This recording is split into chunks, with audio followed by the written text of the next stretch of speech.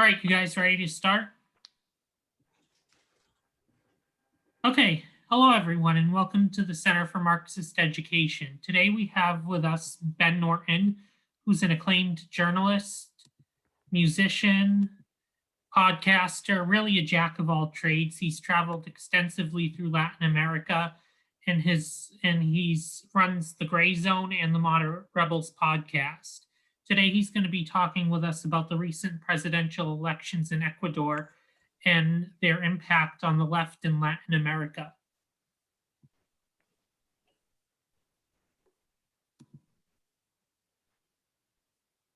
Great. Can you hear me?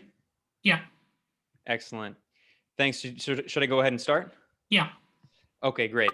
Well, thanks so much for this interview. Let me know if there's any technical issues.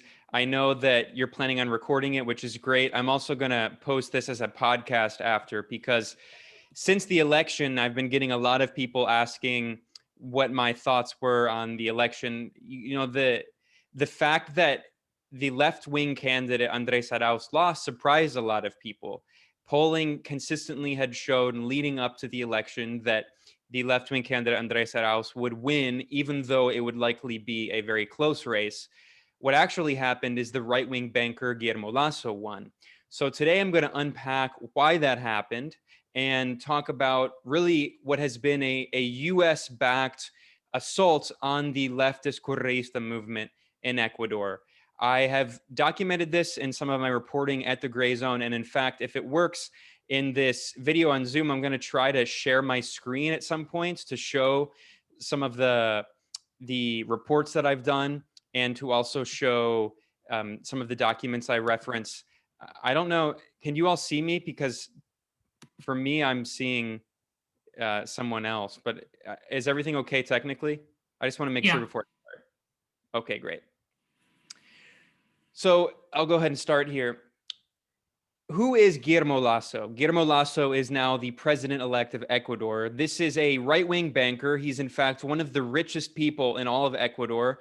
And he is most notorious in Ecuador because in 1998 and 1999 in the country, there was a massive financial crash.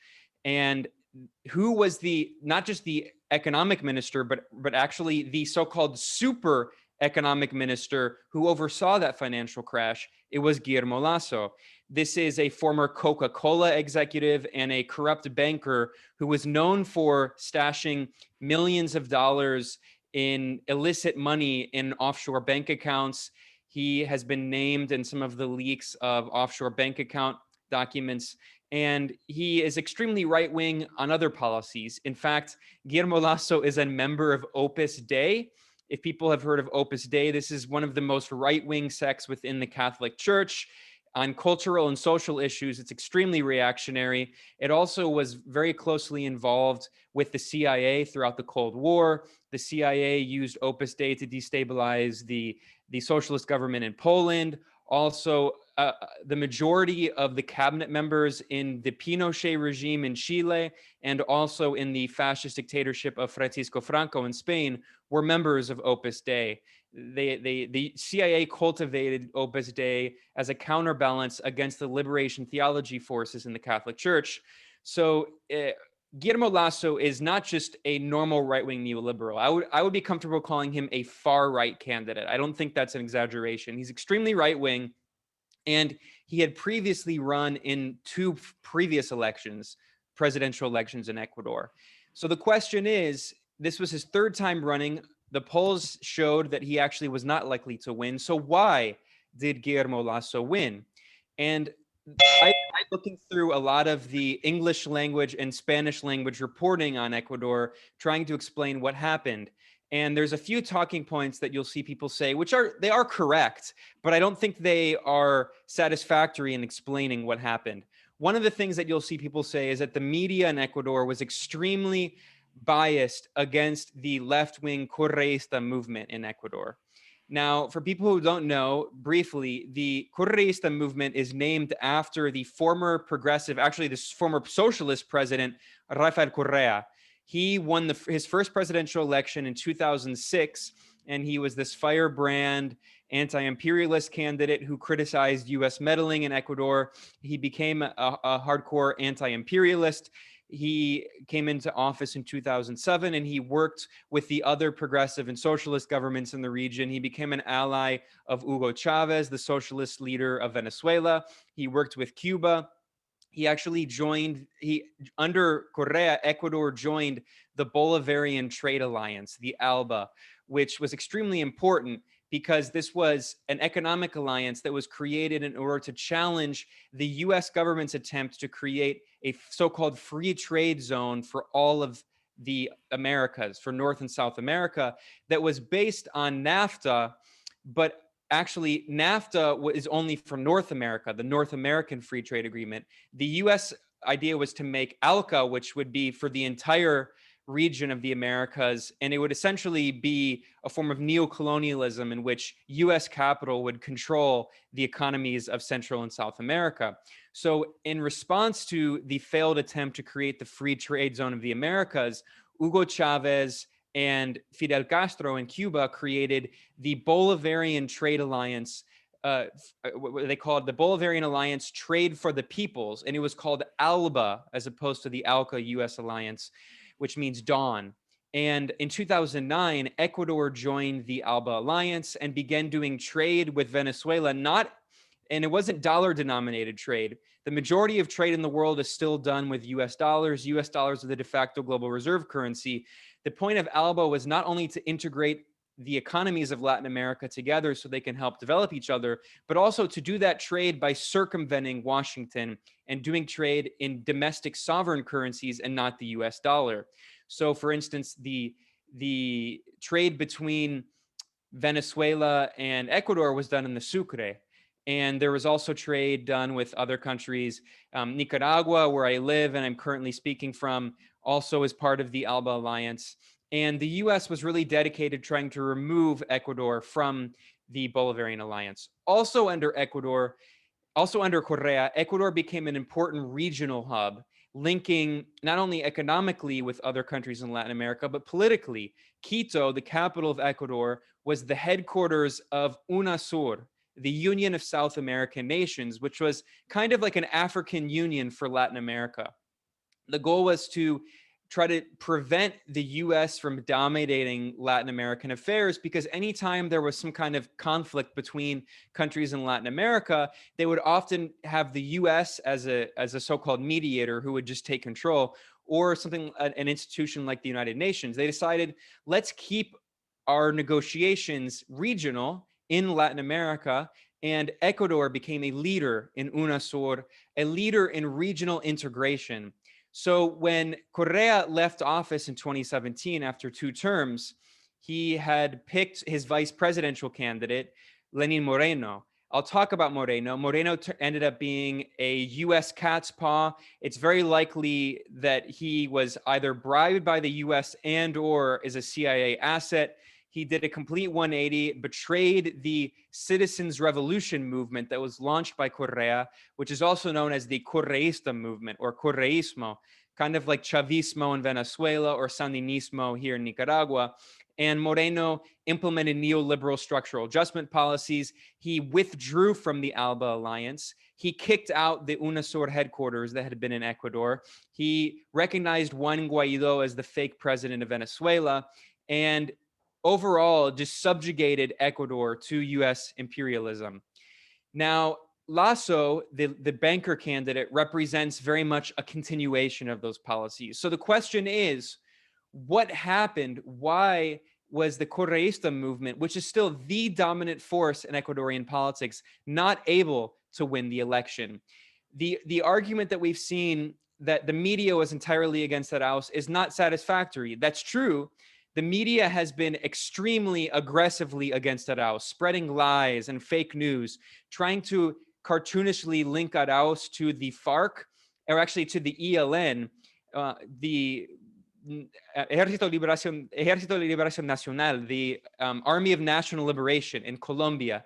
This is a socialist revolutionary group based in Colombia, and the attempt to the media in Colombia spread this lie claiming that Arauz was getting money from the ELN. It's totally false. And in order to spread this lie, they shared this viral video, which was hilariously fake. It was fabricated, of these three guys holding like hunter rifles, like not assault rifles, holding like a handgun and hunter's rifles, and claiming that they were ELN militants and claiming that they supported Comrade Arauz. It was totally absurd. A bird expert actually found that there was a rare bird sound that was in the video that could only be found in the western forests of Ecuador. So it's very clear that this was not from Colombia.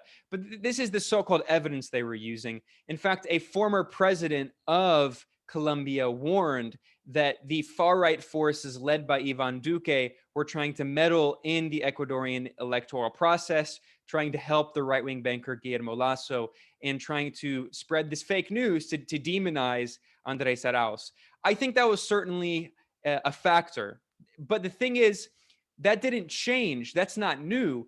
When Correa was running in 2006, the media was entirely against Correa. When Correa was running in the subsequent elections, the media, which is owned by right-wing oligarchs in Ecuador, just as it is throughout Latin America and in the United States, it's controlled by these right-wing capitalist oligarchs. The media has always been against these progressive forces, so that's not new. Then there's the argument that Guillermo Lasso had an insane amount of money in his campaign and that he was using that to fund his campaign against Arauz.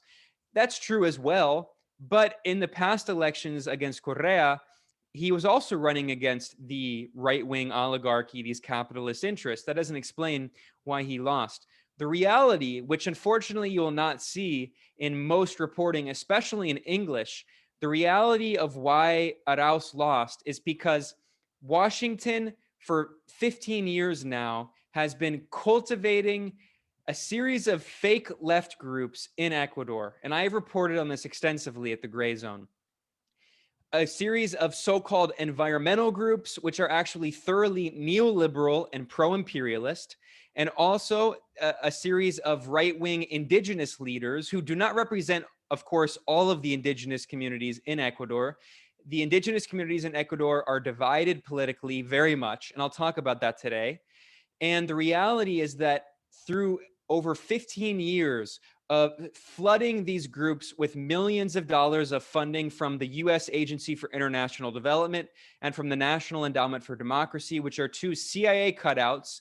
Also, the U.S. Embassy, we know because of leaked documents from WikiLeaks, classified cables from the U.S. State Department. We know that there has been a political process going back to perhaps even further, but going back to 2006, in which the U.S. has cultivated environmentalist, liberal, women's rights, and indigenous leaders in order to create a fake NGO left in Ecuador and to divide the left in Ecuador between the kind of academic NGO petty bourgeois liberal left and the working class socialist anti-imperialist left represented by the Correísta movement.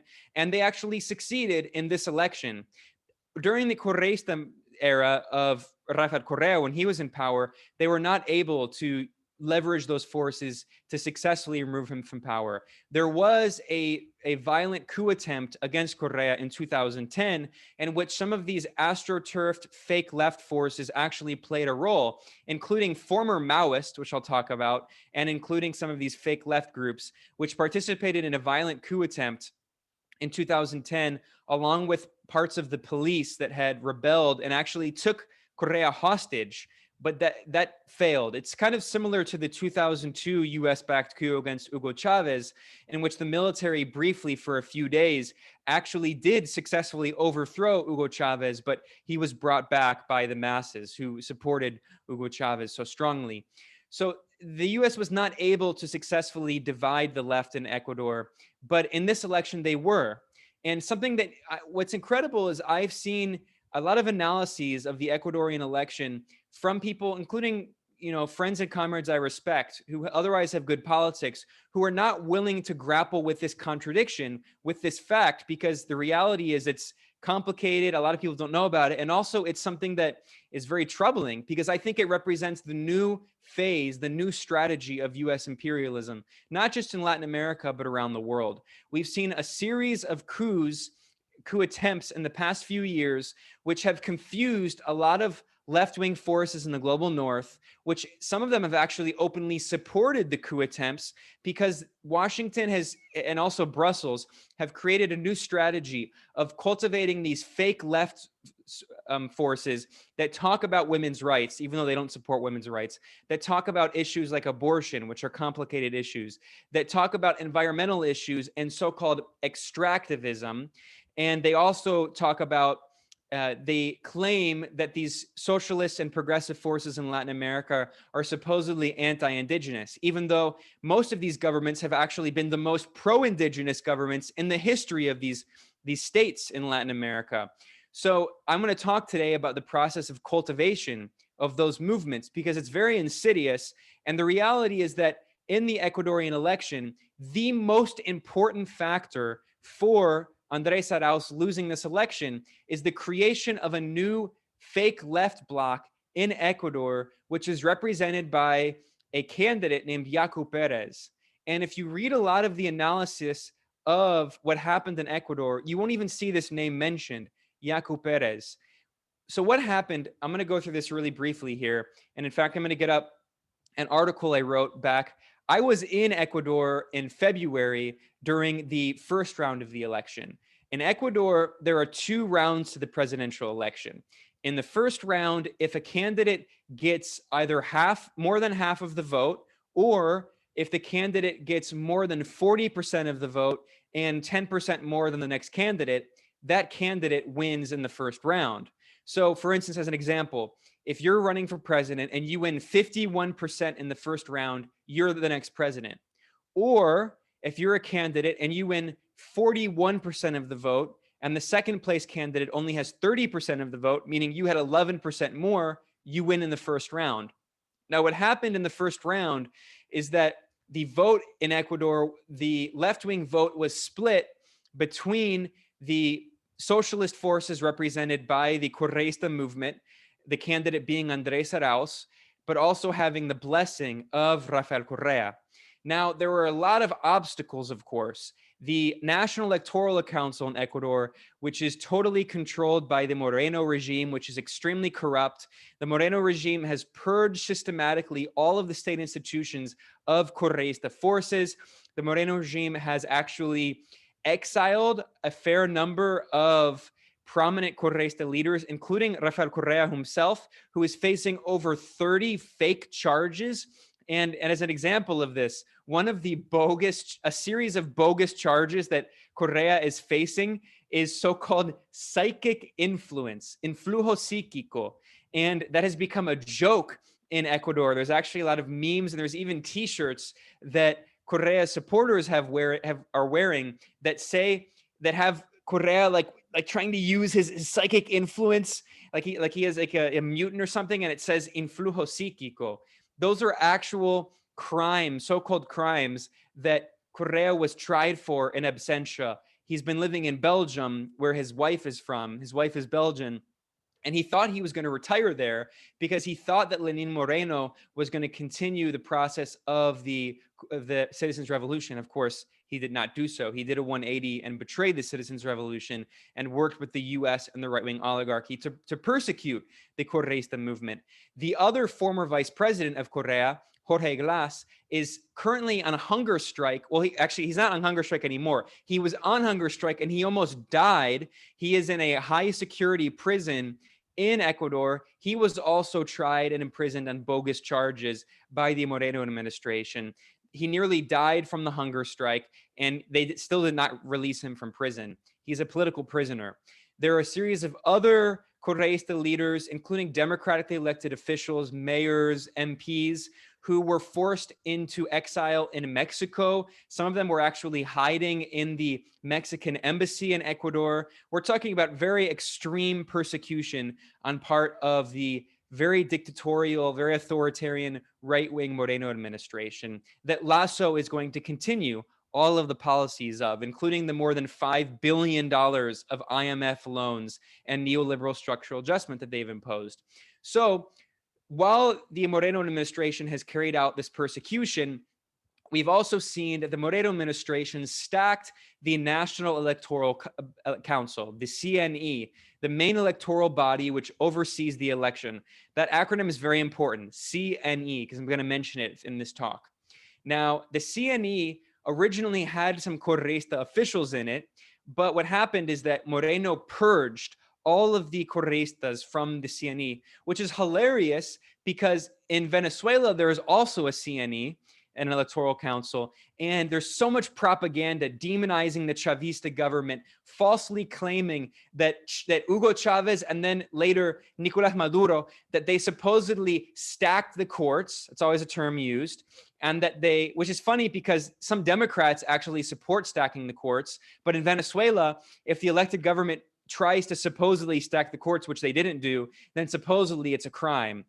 And then you also hear that they claim that Maduro purged all of the anti-Chavista officials from the electoral body, which is hilarious because that accusation against Venezuela is actually what the US puppet Moreno did in Ecuador. And he filled the electoral body with members of the right-wing Creo party of the banker Guillermo Lasso. By the way, I should mention that we now know because of leaked documents, including the INA papers, that Guillermo Lasso and Lenín Moreno have stolen millions of dollars from the public coffers of Ecuador and hidden that money in offshore bank accounts.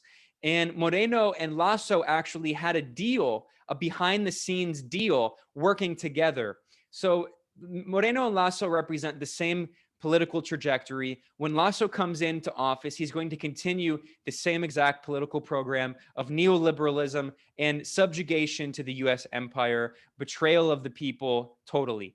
Now, what happened is that in addition to the Creo members from the right-wing Lasso party, and also from another right-wing party that's called the Social Christian Party, which is neither social nor Christian, as people joke, which is controlled by this gangster-like right-wing oligarch figure named Jaime Nebot, who's based in the main city of Guayaquil.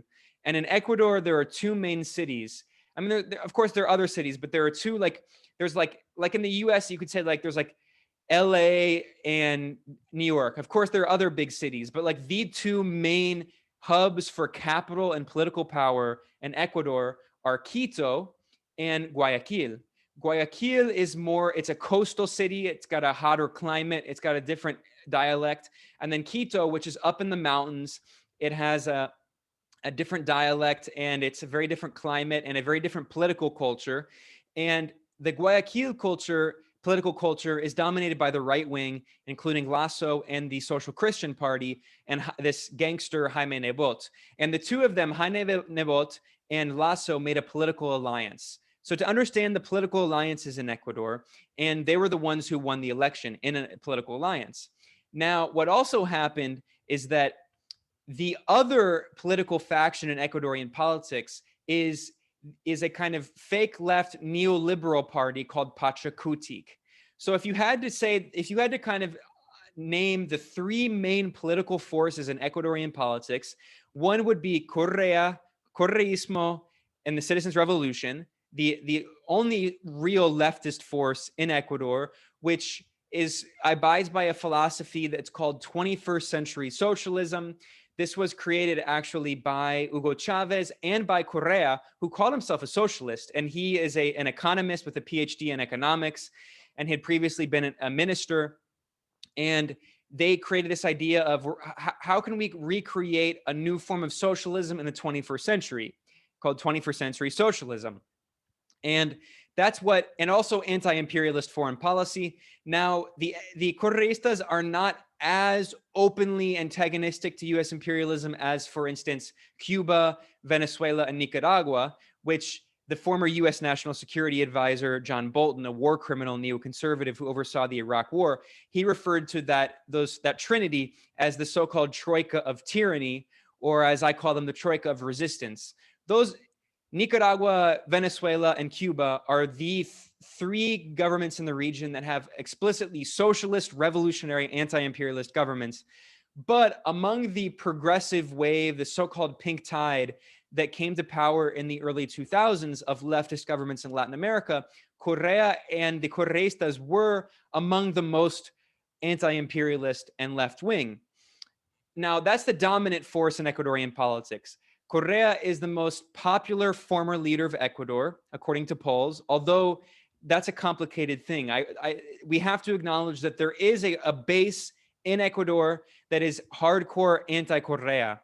What the percentage of it, it's hard to quantify, maybe 25, 30% of people who were diehard anti-Correistas.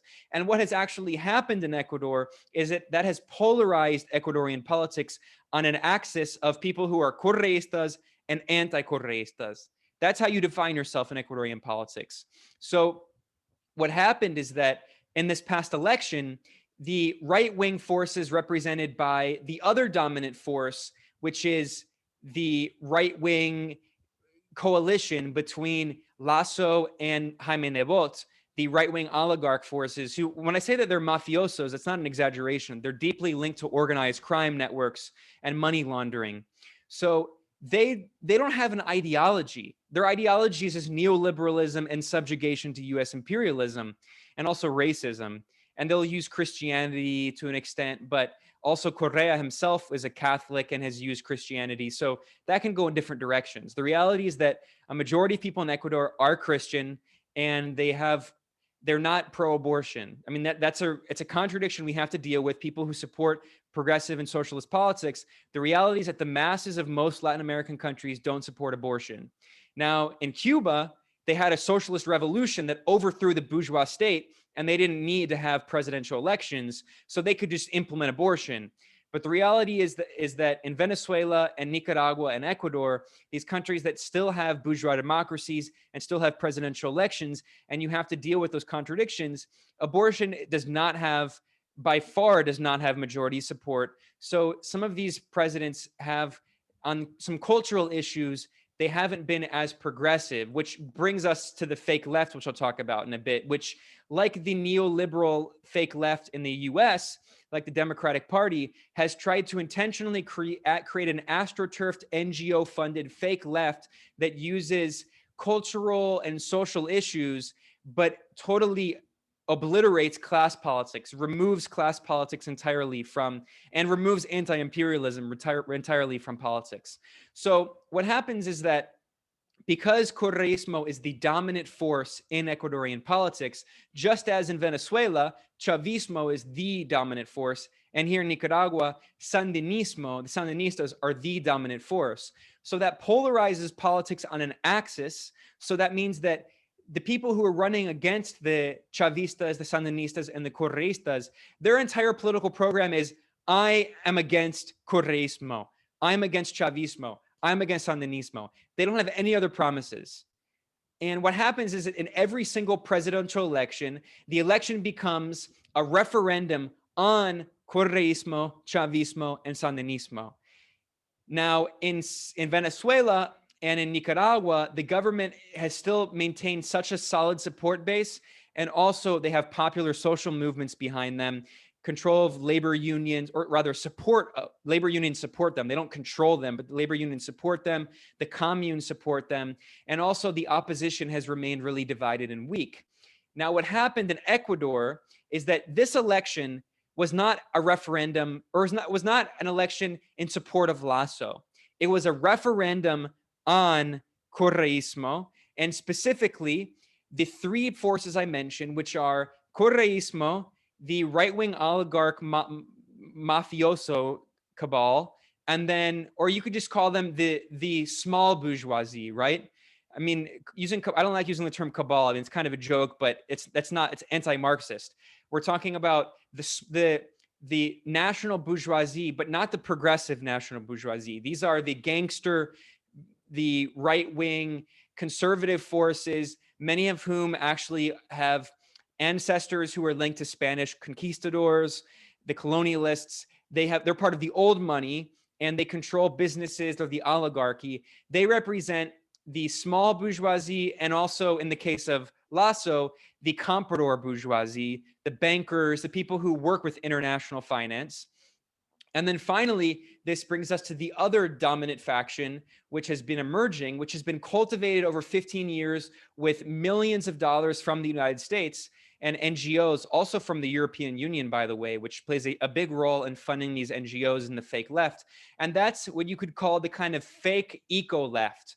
I would call them the environmental liberals. So these are people who support abortion. And I say this, I support abortion. I mean, it's a policy that I support. But the reality is, if you want to have an actual materialist analysis of the political and social forces on the ground in Ecuador, if you want to be a socialist movement, and if you want to have the majority of not just the country, but specifically the working class, the majority of people do not support abortion. The majority of people are culturally a little more conservative, and they're more Christian.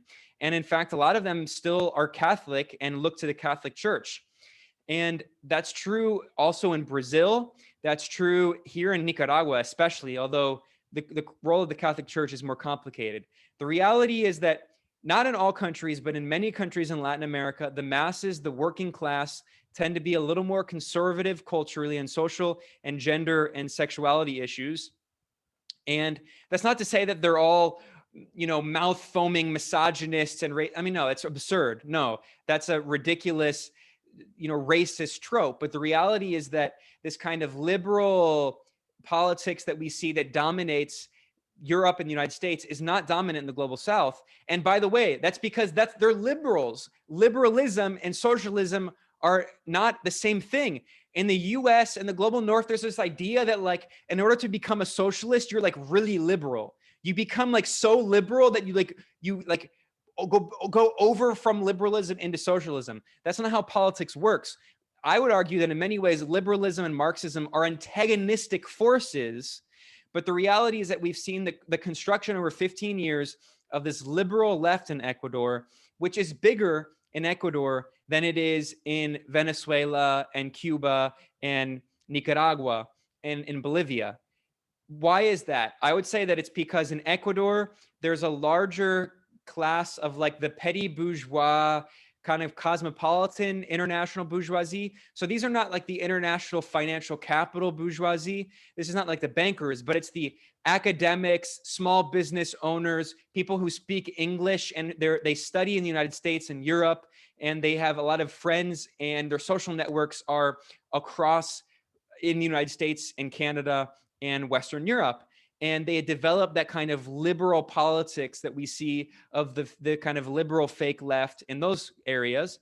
And also because of NGO money.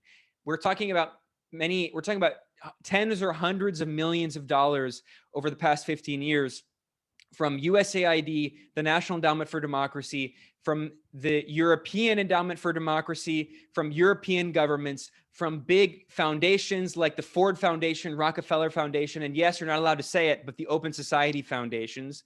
We've seen a huge astroturfing effort. It has been a concerted campaign by imperialism to create this astroturfed fake left that is not rooted in the working class. It is rooted among the sectors of the kind of petty bourgeoisie, the kind of forces that have consolidated behind the Labor Party right now under Keir Starmer, or the Democratic Party, and they fancy themselves progressives on sociocultural issues, but on economic issues, they're neoliberal.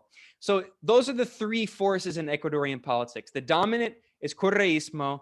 The second is the right-wing oligarch, old money mafia forces, and the liberal fake progressive environmental forces. And this also brings us into the penetration of indigenous forces in Latin America. And I'm going to share my screen here for a second, because this brings me to talk about, here we go. Let's see, hopefully this works here. Can you all see? Here we go. All right. This is an article that I wrote at the Grayzone when I was in Ecuador in February for the first round of the election about this candidate, Yaku Pérez. Now, what's funny is when I wrote this article, this was a day before the first round of the election on February 7th. I didn't actually think, I thought that a lot of the polling showed that Andrés Arauz would win in the first round. Now, he did not win in the first round. In the first round, Andrés Arauz won around 33% of the vote. compared to 19%, or roughly 20% for Guillermo Lasso and 19% for this candidate, Yaku Pérez. I'm going to end my sharing for a second. I'm just going to explain this really quickly. So what happened is that there was a conflict going on at the time between Guillermo Lasso and Yaku Pérez because they were really close, within less than like a half of a percentage point of each other in the first round. So they were competing. Now, but in the week when I was I arrived in Ecuador about 2 weeks before the election or so, and I was interviewing people. I did reports for the Grayzone, interviewing working class people. I went to protests in support of the Correísta movement, tried to get an idea of what was happening on the ground. Now, under Moreno, the situation has become absolutely atrocious. The economy has shrunk drastically. GDP continues to decline. We have seen poverty has skyrocketed, even according to the United Nations. Poverty, not only normal poverty, but absolute poverty has skyrocketed. The COVID pandemic in Ecuador was one of the worst COVID pandemics in the entire world, with one of the highest per capita death rates, on par with Brazil under Jair Bolsonaro, the fascistic leader there. So I was reporting there, but I kept seeing that there was very little grassroots support for this candidate, Yaku Pérez, but I kept seeing him promoted in the oligarch-controlled media in Ecuador and in English language media. And I was like, why is this candidate who is polling so low getting so much media coverage? And specifically, I saw that that ASCOA, the America Society Council in the Americas, which is a right-wing lobby group funded by all of the top corporations in the United States, was lobbying on behalf, doing tons of PR on behalf of Yaku Pérez. ASCOA, which is funded by some of the world's greatest friends of the environment, including ExxonMobil and a series of other oil corporations, Chevron. And also, by the way, ASCOA is funded by a series of banks. ASCOA is funded by Amazon, one of the biggest companies in the world, Jeff Bezos, owned by one of the richest oligarch in history. Also, ASCOA is funded by BlackRock. It's funded by, the biggest corporations in the world, Walmart. So ASCOA has a media arm that is called the America's Quarterly. And America's Quarterly was doing these articles promoting Yaku Pérez as the new left in Ecuador. That, to me, my eyebrows went up when I saw that Yaku Pérez, this candidate who was polling at that time around 10%, was supposedly the new left, and the Correísta movement was supposedly no longer left-wing because supposedly, although this is false, they claimed that it had lost support from the indigenous communities. That's a complex story. The reality is that the indigenous communities in Ecuador are split, and some of them support Correísmo, and some of them don't.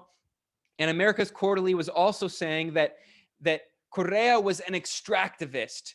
How dare he use the substantial oil and mineral reserves of Ecuador to fund social programs? Of course, before Correa, there had still been extraction, but all that extraction went to benefit the bourgeoisie and international capital. It was international corporations, including Spanish and US and Canadian oil and mineral corporations, which were exploiting the substantial resource wealth of Ecuador. And all of that money was going to benefit the local bourgeoisie and international bourgeoisie. It wasn't going to benefit the working class of Ecuador.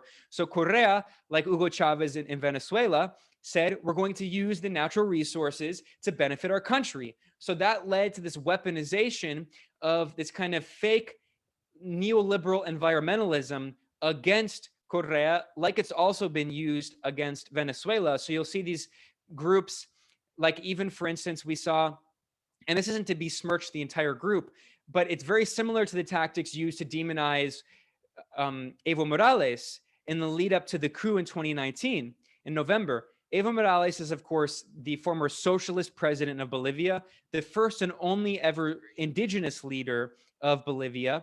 And what we saw is in the lead up to the election, there was an astroturfed campaign to blame Evo Morales, an environmentalist, a socialist, and an indigenous leader, for the Amazon fires that were largely caused by the fascistic leader of Brazil, Jair Bolsonaro, who called himself Captain Chainsaw and gave free rein to corporations to destroy the Amazon.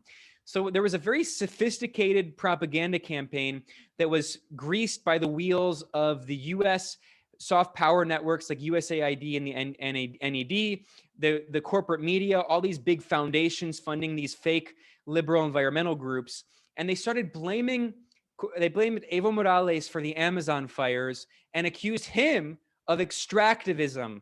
This term has become very popular, especially in the kind of social democratic crowds in the United States, the kind of people who call themselves democratic socialists. And when they say that, they mean only Scandinavia, which, by the way, is also predicated on extractivism, which they never talk about. Norway's its sovereign wealth fund is founded on arms shipments, being a member of NATO, and also on oil extraction. But of course, the imperialist social democracies are allowed to extract. It's the post-colonial anti-imperialist governments in South America that are being attacked for having what's called resource nationalism, which is supposedly something bad, according to the respectable NGO fake left. Now, so that was used and instrumentalized against Evo Morales with great success, to such a degree that we saw articles in the lead up to the US-backed coup in 2019, articles claiming that Evo Morales had lost the support of indigenous communities in Bolivia, which is incredible. I mean, he was the first and only ever indigenous leader who turned Bolivia into a plurinational republic that was the first government to ever recognize indigenous nations and their languages, and to create the Wipala flag as a binational flag that's along with the national flag representing all of the indigenous nations. But Reuters and a series of even fake left and so-called progressive alternative media outlets ran a series of articles demonizing and attacking Evo Morales, claiming that he had lost indigenous communities, claiming that he was an extractivist, claiming that he'd become a neoliberal, according to Jacobin magazine. So that strategy, which was used to manufacture consent and to build up, by the way, it was a years-long process, and then it culminated in the coup against Evo Morales in 2019. That is a classic example of what I'm talking about, of what has been cultivated over 15 years against the Correistas, and they succeeded, just as they succeeded in the 2019 coup in Bolivia, they succeeded in handing this election in 2021 to the right-wing banker Guillermo Lasso. Now, I'll talk about how they did that. Yaku Pérez, going back to this share screen here, Yaku Pérez was instrumental in this campaign in getting Guillermo Lasso elected. How did he do that?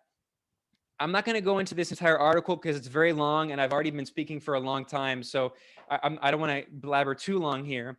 All right. So what happened is that this guy, Yaku Pérez, who is the archetypal example of the fake eco left, the NGO left, he comes from a party called Pachakutik. Pachakutik in Ecuador, like I said, just going back to this, because I know that it can be complicated.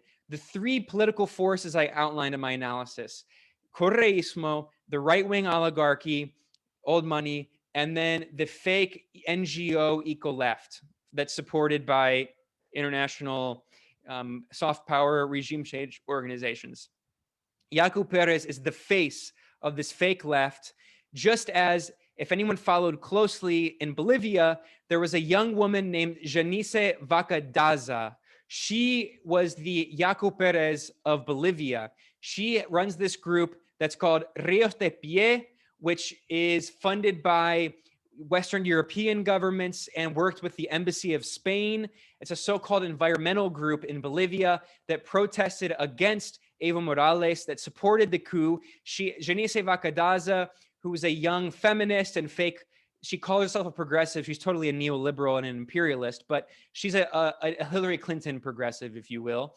She met with the head of the coup, Jeanine Áñez, after the very bloody, racist, anti-indigenous coup. By the way, these people who claim to support indigenous communities against Evo Morales, surprise, surprise, they ended up being racist, anti-indigenous people. Janice Vacadaza also worked with Extinction Rebellion. I was mentioning them earlier, not to besmirch the reputation, because Extinction Rebellion is it's a very, what's the term they use? It's not centralized. It's very decentralized. So there are good people involved with Extinction Rebellion, but they tend to be kind of anarchisty. And, there's like this kind of overlap between the NGO liberals and the anarchist ultra left, because of course, as Lenin famously articulated it in the in Left Communism and Infantile Disorder, which he wrote over 100 years ago and is still as relevant today, the ultra left and the right deviationists always find common cause against the actual working class left-wing movements, because the ultra left are opportunists and they're often rooted in the kind of upper middle class petty bourgeois forces, and of course the right deviationists serve the same interests. So we see the same kind of cross-class alliances that we saw in Bolivia with the NGO liberals from Rios de Pie and groups like Extinction Rebellion, which, by the way, before the coup, Extinction Rebellion in the United States and in Britain, they held protests outside the Bolivian embassy against the government of Evo Morales. I mean, talk about AstroTurf protests. And I'm not saying that like all the people in Extinction Rebellion are CIA agents. I'm saying that they were manipulated by these networks. And this is the power of the fake left, which honestly, I think is becoming one of the dominant forces in the global North left, is this fake AstroTurfed NGO pro-imperialist left that removes class politics and anti-imperialist politics and makes everything about identity and a superficial understanding of socialism, which honestly removes the working class. And they say they're socialists while they vote for Hillary Clinton and Joe Biden. I mean, it's pretty incredible. But that cultivation, the cultivation of that fake left has gone on for decades. It has been funded with millions and millions of dollars from US soft power networks, from European soft power networks, and from huge billionaire funded foundations like the Rockefeller, Ford, and Open Society foundations. Now, getting back to Ecuador, just as what happened in Bolivia, there was the cultivation of this fake left in Ecuador. And what happened is that Yaku Pérez, surprisingly, I'll get back to this article that I wrote here. Surprisingly, he came very close in the first round, almost tying with Guillermo Lasso. Yaku Pérez comes from this party, Pachakutik. Pachakutik is the political arm of an indigenous confederation in Ecuador called CONAIE. Now, it's complicated to talk about CONAIE because CONAIE is it's a genuine grassroots organization which has its roots in the indigenous nations of Ecuador, which, as I said, are politically divided. And CONAIE represents a confederation of several different leaders of indigenous nations in Ecuador. However, CONAIE is not a left-wing force. CONAIE has a lot of political tendencies within it. There are left-wing leaders of CONAIE, but there are also neoliberal leaders and people who are pretty extremely right-wing, who you could say represent a kind of new small national bourgeoisie, but they're not progressive. They represent they support neoliberal policies. They've been working with the IMF. So getting back to the CNE that I mentioned, Pachakutik, again, to remember all these names, Pachakutik is the political arm that was created by the CONAIE Indigenous Federation, but CONAIE, which calls itself, or rather it used to call itself eco-socialist, but it has totally abandoned eco-socialist politics and has been thoroughly penetrated by these NGO and US soft power networks, which, by the way, they're just CIA cutouts. So you could say they've been infiltrated by the US government. And we have proof of this. I'll talk about that in a second. We have WikiLeaks documents showing the US process, the US embassy cultivating these networks in CONAIE, in environmentalist and indigenous communities inside Ecuador, in a strategy that mirrors what the CIA did in Nicaragua in the 1980s during the terrorist war, in which people know that the CIA armed and trained these fascist death squads known as the Contras, which, by the way, what does the word contra come from? Contra revolucionario. It means counter-revolutionary. That's literally the name. That's what contra means. They are proud contra-revolucionarios. So that's what they represent, the forces of counter-revolution. And the contra forces were also working. The CIA penetrated indigenous communities in Nicaragua, and especially the Mosquito indigenous communities, and cultivated leaders who actually, they took trips with the CIA on planes to Washington to meet with the Ronald Reagan administration to talk about how they could destabilize and overthrow and wage war on the revolutionary Sandinista government in the 1980s, which at that time had Marxist-Leninist policies and was a close ally of the Soviet Union. Now the Sandinistas are still a socialist party. They're still an anti-imperialist party. They have had to make compromises, but at the peak of the Sandinismo militancy in the 1980s, the CIA was trying to win over some, certainly not all, because there were indigenous communities and still are. There are indigenous communities in Nicaragua who support Sandinismo, and there are indigenous communities, indigenous leaders who support Correísmo, including a former vice president of CONAIE, and including the current president of CONAIE, Jaime Vargas, who I'll get to in a second because it's very complicated. So we're seeing that there's complex splits within the indigenous communities in Ecuador, but the leadership of CONAIE has shown itself being realistic to be extremely opportunistic and thoroughly penetrated by US soft power networks. So this brings me back to, I'm going to show an article. This was never reported in English. If you speak Spanish, there's a lot better reporting in Spanish. This is an article in Telesur from 2015, and it's saying that there were agreements that were exposed between the United States and an indigenous leadership in Ecuador. Now, what they're referring to is, I'm going to stop sharing for a second and go back. If you go through WikiLeaks and you look up Pachakutik, one of the first cables that shows up in the U.S. Embassy is, there's a series of cables from 2006. This is when Correísmo was first emerging, and the U.S. Embassy is beginning to penetrate these indigenous leaders, these networks, and pour millions of dollars into these networks to cultivate right-wing neoliberal indigenous leaders against Correísmo. And what they're saying is that Titoania, who was an indigenous leader, who was one of the co-founders of the Pachakutik political party of Yaku Pérez, which used to call itself ecosocialist, but hasn't been ecosocialist for decades. It says, Titoania identifies with pragmatic faction of Pachakutik.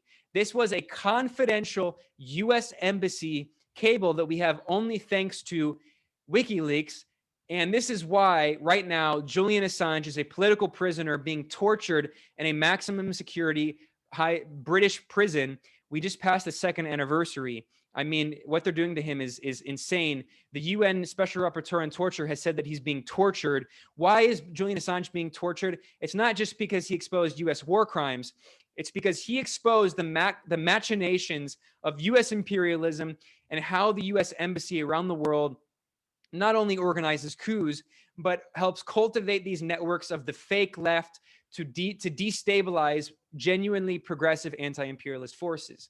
So if you go through this, it also shows how racist and condescending, by the way, the US Embassy is. So it's not like they actually care about indigenous peoples. I mean, obviously the US was founded on genocide against indigenous nations, and look how indigenous nations are still treated in the United States. Look at the No DAPL protests. I mean, it's so hypocritical, but of course, imperialism is founded on hypocrisy. So anyway, looking back at this cable from WikiLeaks, the cable from the US, the confidential US Embassy cable, summary, the US ambassador's recent visit to the indigenous majority city of Cotacachi highlighted USG, that stands for US government interest in municipal best practices in Ecuador, and opened a dialogue with a key national indigenous leader, Cotacachi Mayor Auki Titoania. Now, I want to stress this again. Titoania is one of the co-founders of the party Pachakutik, which their presidential candidate was Yaku Pérez, the fake left candidate who in 2017, he openly endorsed Guillermo Lasso. And in this election, he was the key factor in getting Guillermo Lasso elected because of their call for no voting, which I'll explain in a little bit. So what happened? So I'm going to continue with this U.S. Embassy cable. A counterweight within the main national indigenous organization to the CONAIE's leadership's increasingly leftist and globophobic insulation. I mean, that shows how racist and condescending the U.S. Embassy is. They're calling the left-wing leaders of CONAIE globophobic. Tito Wanya sought the meeting to share his municipality's successes while signaling pragmatic openness to collaboration with diverse forces to promote his people's development.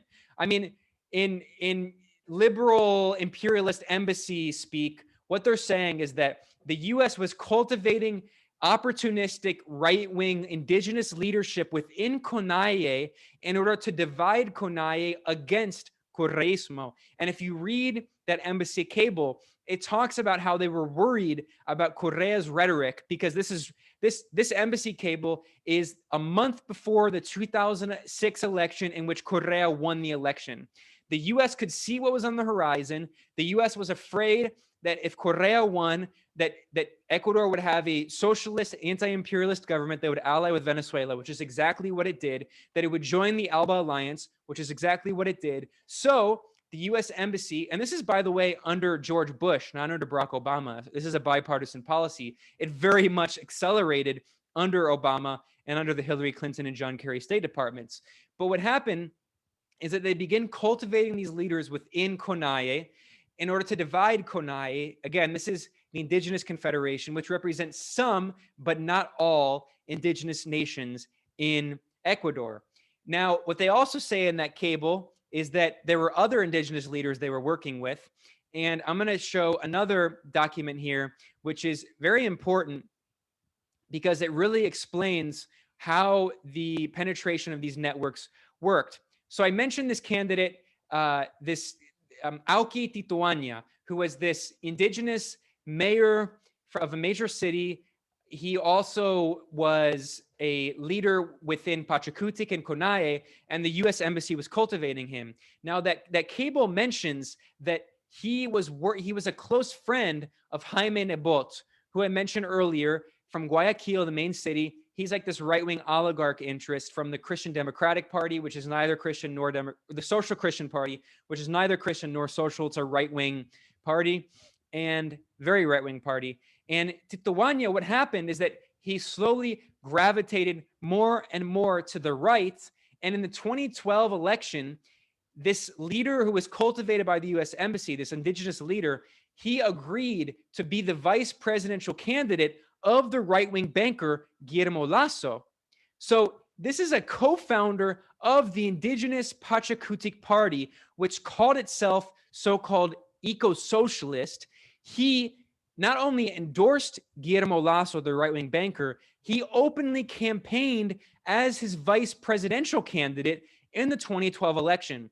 Although that was brief, and then he actually later, because there was so much backlash in the indigenous communities among the rank and file working class indigenous people who are being misled by their opportunistic US-backed leaders, there was so much backlash that he actually, after he said that he was going to be Lasso's VP, he stopped being the banker's VP candidate.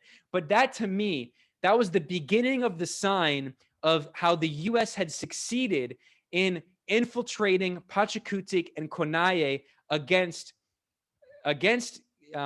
the Correísta movement. Now, I didn't even mention, I mean, there's so many details, and I know this is complicated, and I already have gone over an hour, so I'm going to try to summarize this more as I conclude here so we can go to questions, but, you know, it's complicated, and you're never going to see this in the English media, of course.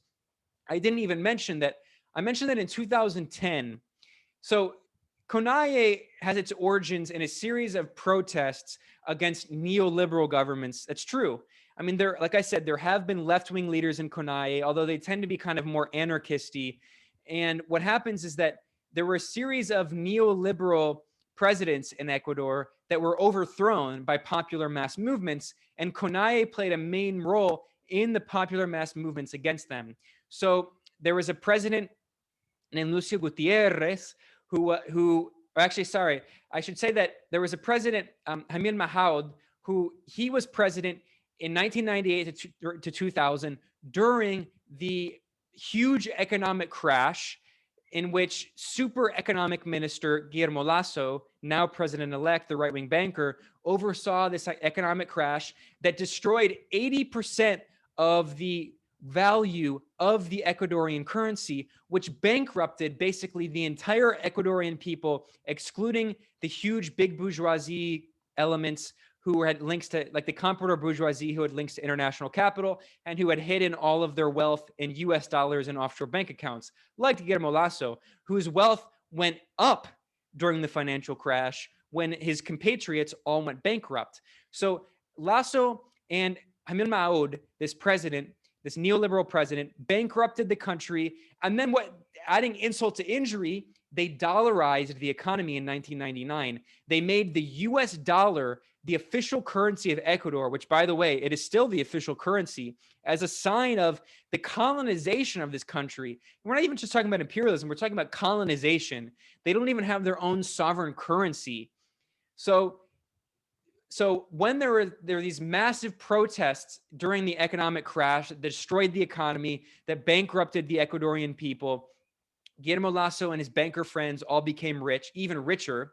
So what happened is in 2000, there were these massive protests in which CONAIE played a significant role, and to their credit, and they helped overthrow the neoliberal corrupt leader, and they brought in what was called a triumvirate, which was an interim government led by Lucio Gutierrez, who was a military leader. He was one of the members of the triumvirate. And then there was also a leader of CONAIE, was another member of the triumvirate. And then there was another an important social political leader. So they formed a triumvirate that was briefly ruling Ecuador. They called it the Government of National Salvation, briefly. And then that brought in an election in which Lucio Gutierrez, the former military leader who helped oversee a military coup, but an extensive progressive military coup in 2000 against the corrupt right-wing banker who was, again, working with Guillermo Lasso as his like Pinochet style, Chicago boy style, neoliberal super economic minister. Also like Paulo Freires right now in Ecuador, in Brazil, who's Bolsonaro's so-called super economic minister, implementing neoliberal shock therapy. So anyway, what happens is in 2000, this ostensibly so-called progressive military coup leader becomes a politician. He forms a political party after leaving the military, and he forms an alliance with the CONAIE political leadership, and he wins the election, and Lucio Gutierrez becomes president. But he immediately, like Lenín Moreno, he becomes a traitor. He moves to the right. There's a history of these traitors in Ecuador.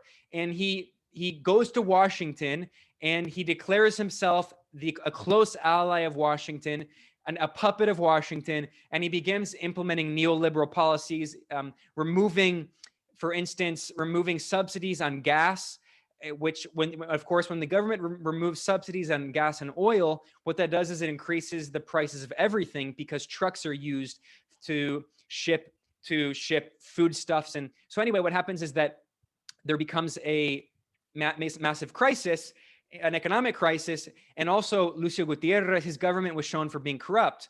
So what that does is it makes another massive protest, and he is also removed from office in a massive protest.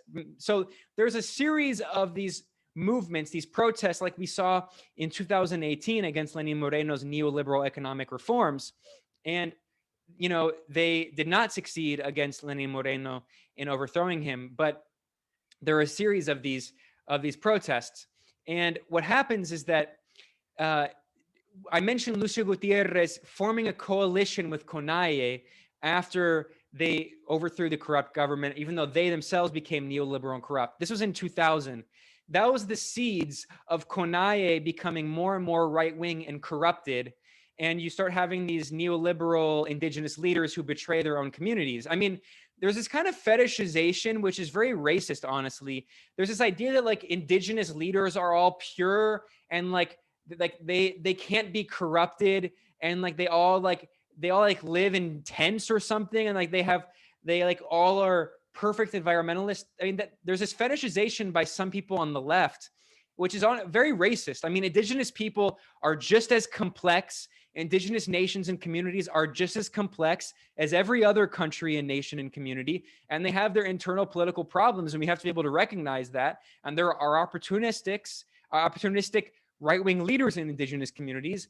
And what happens is that you begin seeing Konaye leaders start splitting and drifting to the right at that time. And here's another, this is the last WikiLeaks cable I'm going to look to because I've been speaking for a long time here, but here's another WikiLeaks cable. Also another, this was unclassified, but it was for official use from a US embassy cable. And it says, indigenous heartland divided on elections. And it talks about Konaye, and it talks about how the US embassy recognized that there were splits within Konaye. And it says that despite Pachacutic's dominance, the indigenous movement is fractured internally over whether to run its own candidate or support Rafael Correa, and also on religious lines. As a result, and they talk about, so they say there is also lingering support for the deposed ex-president Lucio Gutierrez. So Lucio Gutierrez, as I mentioned, had formed an alliance. He was the military leader, but he proved himself as president after forming an alliance with Konaye to be a corrupt neoliberal puppet of the US empire, which did a lot of damage to Konaye, which actually helped give rise to Rafael Correa's movement and gave rise to these splits in Konaye. But as the US embassy acknowledged, there were splits in the movement. So the US embassy is very much privy to this, and it's cultivating these networks. And so anyway, I mean, that's really complicated, but I want to spell that out because I know it's too many details, but we need to understand that there's this fetishization of Konaye by foreign leftists who don't know anything about Ecuador, and they think that it's because it's an indigenous group that leads protests sometimes, that it's a progressive group. The reality is that there are splits within Konaye, and the reality is that Pachacutic, the political wing of Konaye, has become thoroughly right-wing, neoliberal, and corrupted. And this is, I'm going to get to this and close and explain in the past few minutes here, because I know I'm over an hour and I know you probably have questions. So, but that explains a lot of the context. So this brings me to what happened. That's the historical context you need. This is what happened in the past few months with the election. So the US in the past 15 years was cultivating these networks in indigenous communities and environmental groups. And I should mention that if you look at USAID money, and here, if you go to their website, I have it up here. It's really incredible if you look at the numbers here. So if you look at, for instance, in 2002, under the neoliberal right-wing government, there was $89 million that was coming from USAID that year. Of course, USAID, for people who don't know, this is the fake aid arm of the United States. It's a soft power arm that is a front for the CIA. It worked with the CIA to fund the Contras in the 1980s, and you know, it's always served as an arm of the CIA. So what you can see here is that in 2006, when Rafael Correa won the election, if you look at what they were spending it on, the number one activity was ostensibly in-country counter narcotics. And if you see that the U.S. is giving $68 million in 2006. This is the year of the last neoliberal before Correa. What happens is, of course, Correa wins. So then the U.S. cuts its USAID money because it's not about aid. It's about political power. This is soft power. So they cut aid as a message to Correa because they weren't sure exactly if Correa was going to go hardcore anti-imperialist or if that was just campaign rhetoric, right? Because as I should remind people, Lucio Gutierrez, he had also claimed that he was going to be a progressive and became a total sellout neoliberal like Lenín Moreno. So what happens is that if you look before Correa, USAID is spending its money on so-called anti-drug operations, which is, I mean, a total affront for CIA operations. But what happens is that by 2009, when Rafael Correa joins the ALBA trade alliance with Venezuela, you start seeing that there's a shift going on, and they're still counter narcotics, but they start developing in sustainable forests and coasts. And you start seeing this contractor, Chemonics International. For people who have never heard of this, Chemonics should be known. It's known as one of the so-called Beltway bandits. Chemonics International is the top recipient, for-profit recipient of U.S. so-called foreign aid. Chemonics has received hundreds of billions of dollars of contracts from USAID over decades, and Chemonics is an intelligence cutout. It works very closely with intelligence, and in fact, I'm going to find here really quickly because it says a lot about what this group is. The founder of Chemonics, he himself said in an interview with the New York Times, he said that he created it to create his own personal CIA. That's what Chemonics is. And of course, the New York Times is trying to, here we go, there we go. No, it keeps putting up a stupid paywall because I refuse to give this US government rag any money. I think I got past, I got past the paywall here. All right, here we go. Just because I want people to see this, because if you want to do your own research, I would highly recommend looking into Chemonics' role in Ecuador, because it'll say a lot about what the US government has been doing in Ecuador. So here's Chemonics, right? Okay, it says cozy links to a US agency prove useful to a rice trader.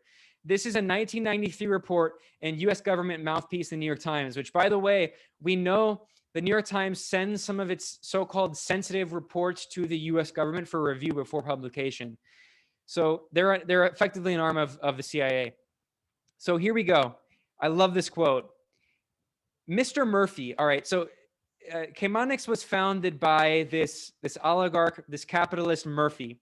And Mr. Murphy said that he started Chemonics in 1976 because, quote, I've always wanted a way to do two things. One, have my own CIA, and two, be helpful to people. I mean, that's something like, that's very, that's like the capitalists in the US who want to like develop their own parastate institutions. So Chemonics is functionally an arm of US intelligence, which is a cutout for US intelligence that works with hundreds of millions of dollars in contracts from USAID. And by the way, what else has Chemonics done recently? Chemonics was used as the US intelligence cutout that was given tens of millions of dollars from USAID to fund the white helmets in Syria. So, I mean, the fact that the founder of it said that it was his own private CIA, and then they were used as a CIA cutout, as a pass-through. People used to use the term pass-through. Like, there are these groups that the CIA creates to give money to, like the Ford Foundation has served as a pass-through. Open Society Foundations of George Soros, which you're not ever allowed to mention his name if you're a leftist. Those Ford Foundation, Open Society, Rockefeller Foundation, and other groups, and USAID are CIA cutouts. They're CIA pass-throughs. They're used to send CIA money, kind of like dark money, so you can't trace it back to the CIA. Chemonics is the same thing. Chemonics was used by the CIA to fund the white helmets in Syria as this huge operation as soft power and propaganda against the Syrian government. So getting back to USAID here, if you look at their finances, in 2009, when Correa starts becoming more radical and anti-imperialist, he forms an alliance with Hugo Chavez. He joins the ALBA with Venezuela and Cuba and Nicaragua. So what happens is that USAID starts spending a lot of money on sustainable forests and coasts. So what's happening? And of course, they're doing it through Chemonics International, which is that CIA pass-through I mentioned, the private CIA. So what we're seeing here is this is as close as you're ever going to get to the US government admitting that the CIA cutout is funding fake environmental groups in Ecuador to oppose the ambitious infrastructure projects launched by Rafael Correa. And by the way, I should mention who is helping Ecuador launch these ambitious infrastructure projects. It's Chinese state-owned companies. Ecuador, under Correa, recognized that Correa was an economist. He recognized that he did not have a sovereign currency. Ecuador relies on the US dollar. So, in order to become economically sovereign, he couldn't rely on the US dollar and on the IMF. He cut ties with the IMF and he turned toward China. And Venezuela and Ecuador and Cuba became the closest allies of China in Latin America, to such a degree that today the right-wing opposition in Ecuador refers to Correa as a so-called puppet of China, claiming falsely that he was selling out his country to China. Of course, that's totally false, because it's funny, they're projecting, they're puppets of the US, and they think that because Correa has sovereign, bilateral, respected relations with another sovereign country, China, to help develop his country with ambitious infrastructure projects that he's supposedly selling out his country, that's projection. But so what happens is that the CIA cutout Chemonics through USAID, another CIA cutout, is funding the creation of a new fake environmentalist anti-Correa left. And what happens is that by 2013, suddenly, take a look at that. Suddenly, after anti-narcotics had been the leading USAID operate activity in Ecuador, suddenly climate change mitigation and adaptation becomes the top activity of USAID, i.e. CIA, in Ecuador. And then also the second top activity becomes sustainable forests and coasts. And who is the top partner with $11 million in contracts just in 2013 alone? It's the private CIA, Chemonics International. I mean, this for me as a journalist, this is like the most solid proof you're going to get of these CIA cutouts supporting the fake environmental liberal groups and including some indigenous groups to undermine the ambitious infrastructure projects launched by Correa, including you have things like energy plants, also big, also huge roads like highways in a country that is still underdeveloped because of colonialism. So this is an example. We've also seen this recently in Mexico. Keep an eye on that. The progressive, not socialist, but progressive government of Andrés Manuel López Obrador, AMLO, has been, he's the first left-wing leader of Mexico. I mean, you know, he's got his contradictions, but he represents the progressive nationalist forces. He's very strongly a nationalist, and he's not a socialist, but he has been developing these infrastructure projects in the south of Mexico because he's the first leader from southern Mexico in around 80 years. And he recognizes that the southern part of Mexico is the least developed. So for the first time in decades, he actually wants to develop the south of Mexico. So he started funding another huge, ambitious infrastructure project, which, by the way, a Chinese state-owned company is involved in helping to develop, which is called the Maya train, the Tren Maya. And the idea, and also he's developing something called Dos Bocas, which is an oil refinery.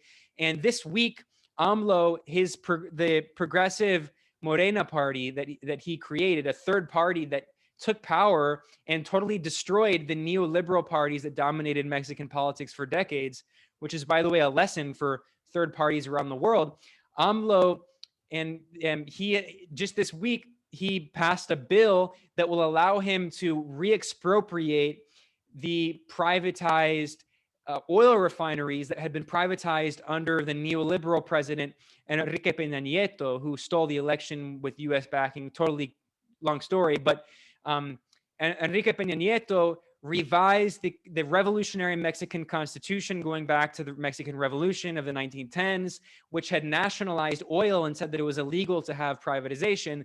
So now AMLO is undoing the privatization and renationalizing the oil and gas industry, because he said it was a matter of national security and energy sovereignty. And we've seen that the U.S. government, through USAID and the NED, has been funding these so-called environmental groups and some indigenous groups to protest against and destabilize the Dos Bocas oil refinery and the roads that AMLO's building in southern Mexico, which happens to be largely indigenous, and also to oppose the Maya train, the Tren Maya, even though AMLO got the blessing of indigenous communities, and he actually has been very strongly supported by some indigenous communities who want to help develop southern Mexico, which will bring more tourism, which will bring more trade and grow the economy because they'll have links with roads and a train, so it's easier to get there because it's still more rural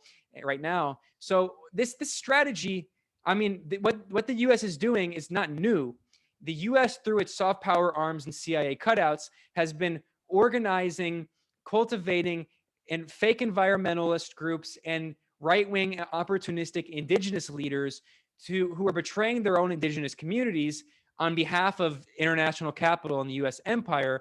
We also saw it in Brazil, where they demonized the Workers' Party as extractivist for using the oil and other resources of Brazil to fund social programs. So this is the strategy going forward of the U.S. empire. We really need to keep our eye on it because imperialism is sure, it may be a paper tiger, but let's not be confused. It's not like the weak. I mean, honestly, calling it a paper tiger, I think sometimes underestimates sometimes it can be a paper tiger, but also imperialism is sophisticated and they have basically infinite resources because the US can just print more dollars. And the CIA has an infinite black budget because it uses drug money from CIA cocaine trade in Colombia, which we know going back to the Contra War, and also from the drug trade in the Golden Triangle in Southeast Asia and from Afghanistan. Everyone knows that the CIA and the Pentagon has been using drug money from opium money from not just the Golden Triangle, which was during the Vietnam War, but also now during the Afghanistan War. What a surprise. Poppy production, that is opium production, was at a record low before 2001. And then the US and NATO invade and occupy Afghanistan. And suddenly poppy production, opium massively increases, fueling the international heroin trade. And by the way, also fueling the opiate crisis in the United States. And I would not be surprised. I would bet a huge sum of money that in a few decades or even fewer, in a shorter period of time, I think we're going to find hopefully a brave journalist who, like Webb, who famously wrote the articles exposing how the CIA was using drug money from cocaine from Colombia to fund the Contras, and then sending that cocaine to largely black and poor communities in LA and creating the crack cocaine epidemic. I would not be surprised if we find out that the CIA was using Afghan opium and fueling the international and especially the U.S. national opiate crisis with the massive opiate production. And there's like these towns in West Virginia and in Virginia and Kentucky and Pennsylvania, these rural deindustrialized towns that have like 1,000 pills, like pain pills for every person, every man, woman, and child. I would not be surprised if that's not. I think it's very likely that that's a product of the CIA opium trade. But anyway, I'm blabbering here. But the point is that imperialism has an infinite supply of money, infinite resources, and it's very sophisticated. And imperialism has been rebranding. And now what's happening is that imperialism has developed a new strategy, especially under Democrats, who not, as Black Agenda Report says, not only are they sometimes not the lesser evil, they're actually sometimes the more effective evil. And we saw that with Obama, who began imposing tons of sanctions on Latin America, including Venezuela, declaring Venezuela a so-called threat to U.S. national security, and overseeing the coup against Manuel Zelaya in Honduras in 2009, overseeing the soft coup in Paraguay in 2012, overseeing the soft coup against the Workers' Party in 2016 in Brazil. I mean, Obama set the stage for the hybrid war on the pink tide in Latin America that Trump continued and is now continuing once again under the Antony Blinken State Department under neoliberal zombie Joe Biden, the crypt keeper of neoliberalism. So this brings us finally, I swear, I know I'm going way over. I swear, though, this is going to be the end of my talk here. And this brings us back to what happened. So Yaku Pérez, where does he come from? Yaku Pérez comes from this group, Pachakutik. This is the political party, which is the arm of CONAIE, which I just spent the past half hour showing how the U.S. Embassy had been cultivating and USAID had been funding. I didn't even talk about the National Endowment for Democracy. I could spend more time doing that, which I'm not going to do. Don't worry, I'm not going to do it. You can relax. So the NED and USAID have been funding these groups.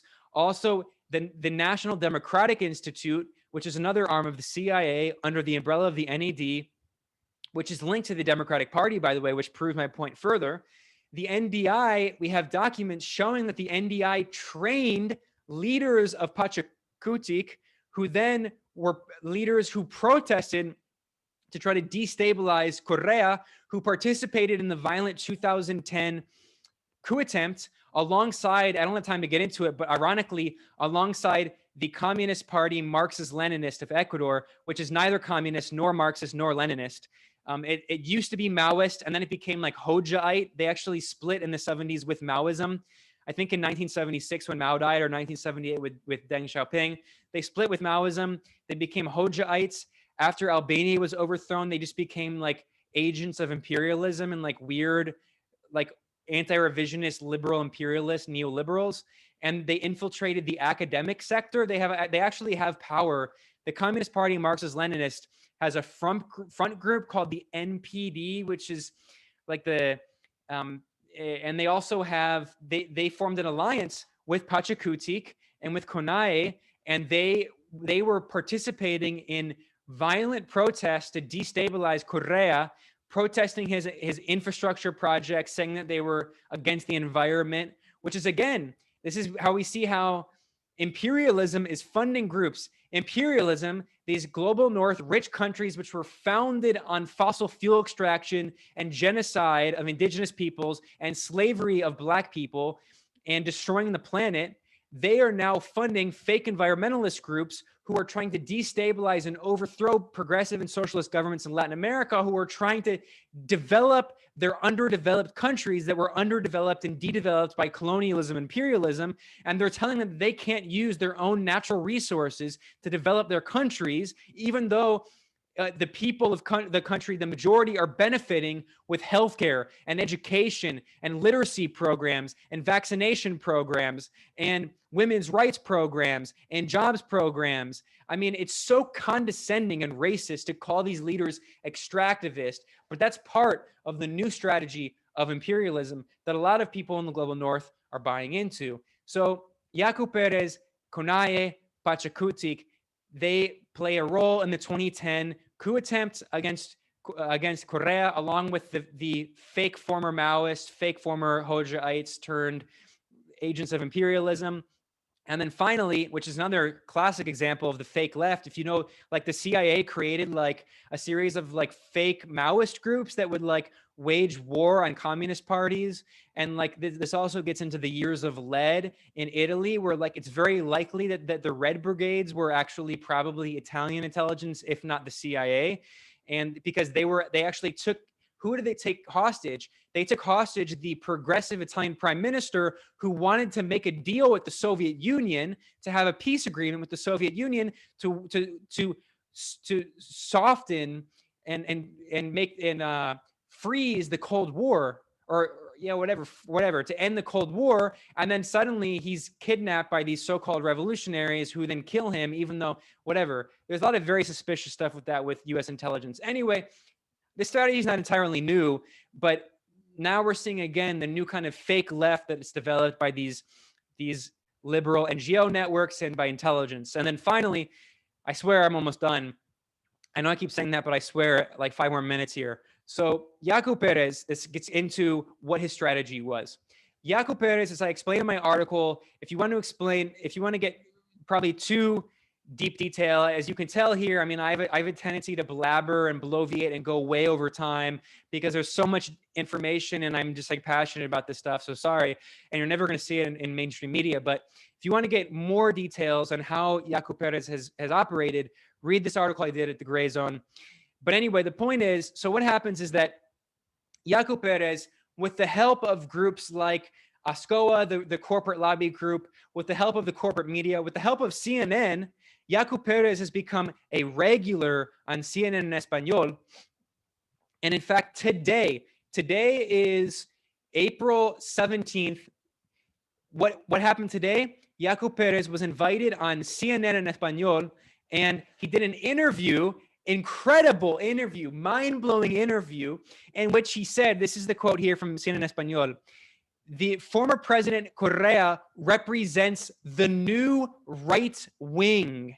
This is the new strategy of imperialism. It's to call actual socialist and anti-imperialist forces right wing, just as we've seen people who collaborate with CIA agents like Alexander Reed Ross, this anarcho-liberal spook who works at this think tank alongside the former director of operations and counterinsurgency for the CIA. He also works alongside former DHS people. Alexander Reed Ross, by the way, is one of the architects of this conspiracy of the so-called Red-Brown Alliance, claiming that communists are all crypto-fascists, which actually it's not new. It goes back to the demonization of the Soviet Union and the fact that all of the European capitalist powers made alliances with Nazi Germany, but then the non-aggression pact was supposedly the Red-Brown Alliance, which totally erases the agreements that Czechoslovakia made, that Poland made, that the fascistic Hungarian regime made. And I mean, whatever. The point is that this Red-Brown Alliance talking point, which has been pushed by extremely suspicious, spooky characters like Alexander Reed Ross, is now being used in Latin America by U.S. assets. Yaku Pérez is from a U.S. government-backed party. Pachakutik is basically an arm of U.S. imperialism that has been thoroughly penetrated, and the left has been destroyed. There used to be a left of Pachakutik. It has been expelled. It's controlled by the right-wing forces, and now its political candidate, the official Pachakutik political candidate in the 2021 elections, Yaku Pérez, is saying that Correa represents the new right, whereas he supposedly represents the new left. Of course, as I say in this tweet here, he supported a series, Yaku Pérez supported the right-wing coup backed by the US against Evo Morales in Bolivia. And in fact, during the inauguration of the current socialist president of Bolivia, Luis Arce, from the Movement Towards Socialism Party, which represents the indigenous social organizations and the social movements, Yaku Pérez was not invited to the inauguration in Bolivia, and he was asked, a leader of CONAIE asked why that was, and the leader said that Leonidas Issa, who is one of the only two remaining left-wing leaders of CONAIE, he and Jaime Vargas, who were, by the way, they were the leaders of the anti-neoliberal protests against Lenín Moreno's neoliberal austerity programs that were imposed that were demanded by the IMF. It was not, Yaku Pérez was not a leader involved in the protests against Moreno's neoliberal reforms. Yaku Pérez is a cat's paw for Lasso and Moreno, and by extension, US imperialism and the right-wing oligarchy.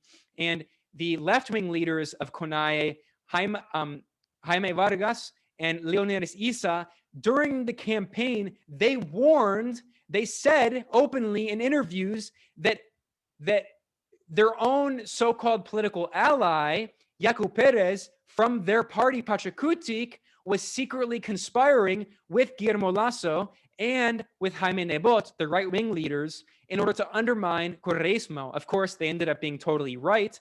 And I should mention, by the way, Jaime Vargas, the left-wing president of CONAIE, was expelled from Pachakutik because he endorsed Andrés Arauz, because they supported Guillermo Lasso, the right-wing banker. I mean, Yaku Pérez openly endorsed the banker in 2017. And this election, they called for people to vote no, which is the main election, the main reason that Andrés Arauz lost, because the reality is, I talked with people, there are not official studies of this because it's a small country, Ecuador, and there's not a lot of international studies. But I talked to an expert on polling and looking at the numbers, and he helped me crunch the numbers. And we found that In the first round, which Yaku Pérez came in a close third place, he barely lost. So in the first round, 50% of people who voted for Yaku Pérez in the first round, in the second round, in this April, 50% voted no, because the CONAIE Confederation called for anyone who supported it to vote no. What does vote no mean? Vote no means that voting in Ecuador is mandatory. So what that means is that every year, even though it's technically mandatory, the voter turnout is actually only around 80%. So here are the voter statistics here for nerds who really care about this stuff. This is an official document from the CNE, the electoral body of the government of Ecuador. This shows that in 2013, there was 82% participation. And then in the last election, there was, in the second round, 83% participation. Now, if you don't vote, you can't get like certain social benefits, and like, so you have to vote, but some people don't vote, but the majority of people do. Voting no means that you go, but you intentionally don't vote for a candidate as a form of protest. So CONAIE called for voting no in the second round of the election, knowing that that would help Guillermo Lasso. Now, let's look here really quickly. If you look, there we go. These are the numbers of valid votes in the past elections, blank votes, which is similar to a no vote. Obviously, like it sounds, you just leave the vote blank, and then null votes. A no vote is usually a protest vote. And if you look, in 2009, there were nearly 500,000 null votes. In 2013, there were nearly 700,000 null votes. So these are the elections with Correa, right? We don't have 2006. And then in 2017, in the second round, there were 670 null votes.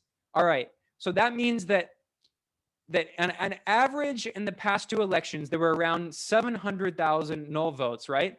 So what would you expect the number of null votes in this election this year? You would expect it would be around 700,000. No, this year, the number of null votes was 1,000,000, nearly 800,000, 1,761,000 null votes. That's a lot of no votes. How much did Andrés Arauz lose by? He only lost to Lasso by 400,000 votes, but there are 1.76 million no votes. Why is that? It's because CONAIE, which, as I just showed for the past hour, was cultivated by these US networks. CONAIE, the right-wing opportunistic political leadership, they opposed Correa when he was in power, and they have since opposed Correa since he left power. And now we saw that Yaku Pérez, who openly endorsed banker Guillermo Lasso in 2017, I should mention that, by the way, his running mate, the Yaku Pérez running mate, his VP from the so-called fake ecosocialist party Pachakutik, she openly endorsed Guillermo Lasso, the right-wing Opus Dei banker. Like almost, he's basically a billionaire. So this is what we're dealing with here. And you're never going to see this mentioned. I should say, even as some criticism of the North American left, I've read like every single English language report and a lot of Spanish language reports. Some of them mention it because they tend to be a little more knowledgeable what's happening in Ecuador. I've read most of the stuff in English. Very few people mention even the name Yaku Pérez, the name CONAIE, the name Pachakutik, yet alone the no votes. Look, so in conclusion here, of course, everything was rigged against Andrés Arauz.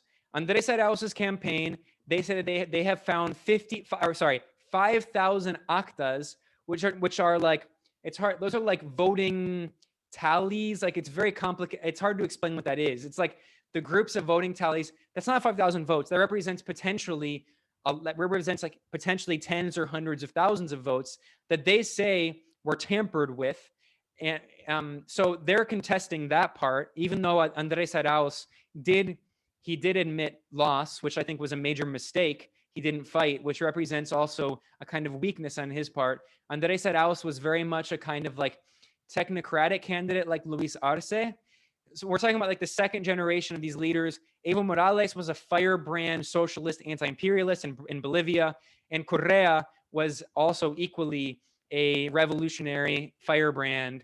And similarly in Bolivia, Luis Arce is very much a calm, collected technocrat. He's a progressive socialist. He's a great leader, but he's not going to go out and give a speech demonizing Yankee imperialism like Evo Morales did and like Correa did. And similarly, Andrés Arauz was a young 36-year-old socialist economist, a technocrat, a former minister.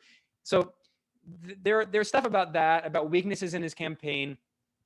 There's stuff about the media demonizing him, but none of that is new. The media demonized Correa, and he still won twice. Actually, he won 3 times. The media demonized, or sorry, the right-wing oligarchy funded all the opposition against Correa. He still won against the odds. The campaign, you can criticize the campaign and say that they didn't have enough links with the working class and with grassroots organizations. They still won before, and this was a close election. People complaining that the Correista movement lost its touch with the working class base. I mean, you could say that there's an element of truth in that, but look, I was in Ecuador. I went to these massive rallies. The Correista movement still has a mass base of the working class, and you could say that it's the majority of poor and working people. They adore Rafael Correa. They don't believe the media, which, by the way, they don't even consume. A lot of poor and working class people are too busy working.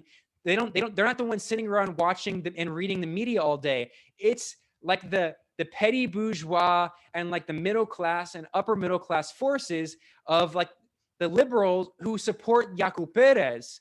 Those were the reason. That was the reason that Andrés Arauz lost the election. It was not because Correísmo lost the working class base.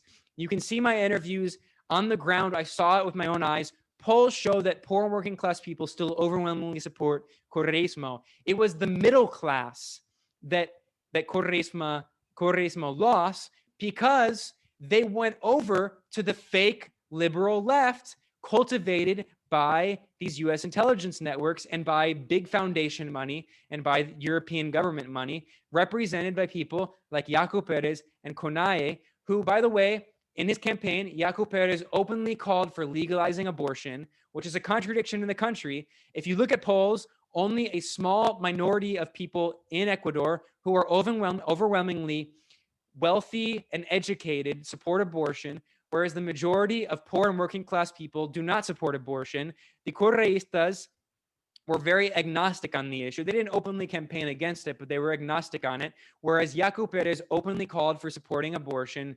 He demonized the Correístas as against women's rights, which is absurd because the Correísta constituency is majority women, like the majority of Chavistas and the majority of Sandinistas. I mean, what we're seeing here, I mean, I swear I'm finally done here.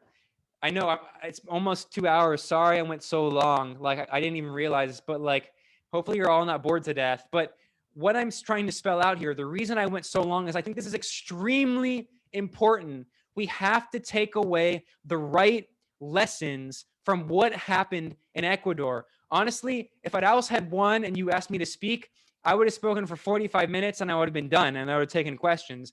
But what we're seeing here, I think we have to take the right lessons because this is a strategy of counterinsurgency.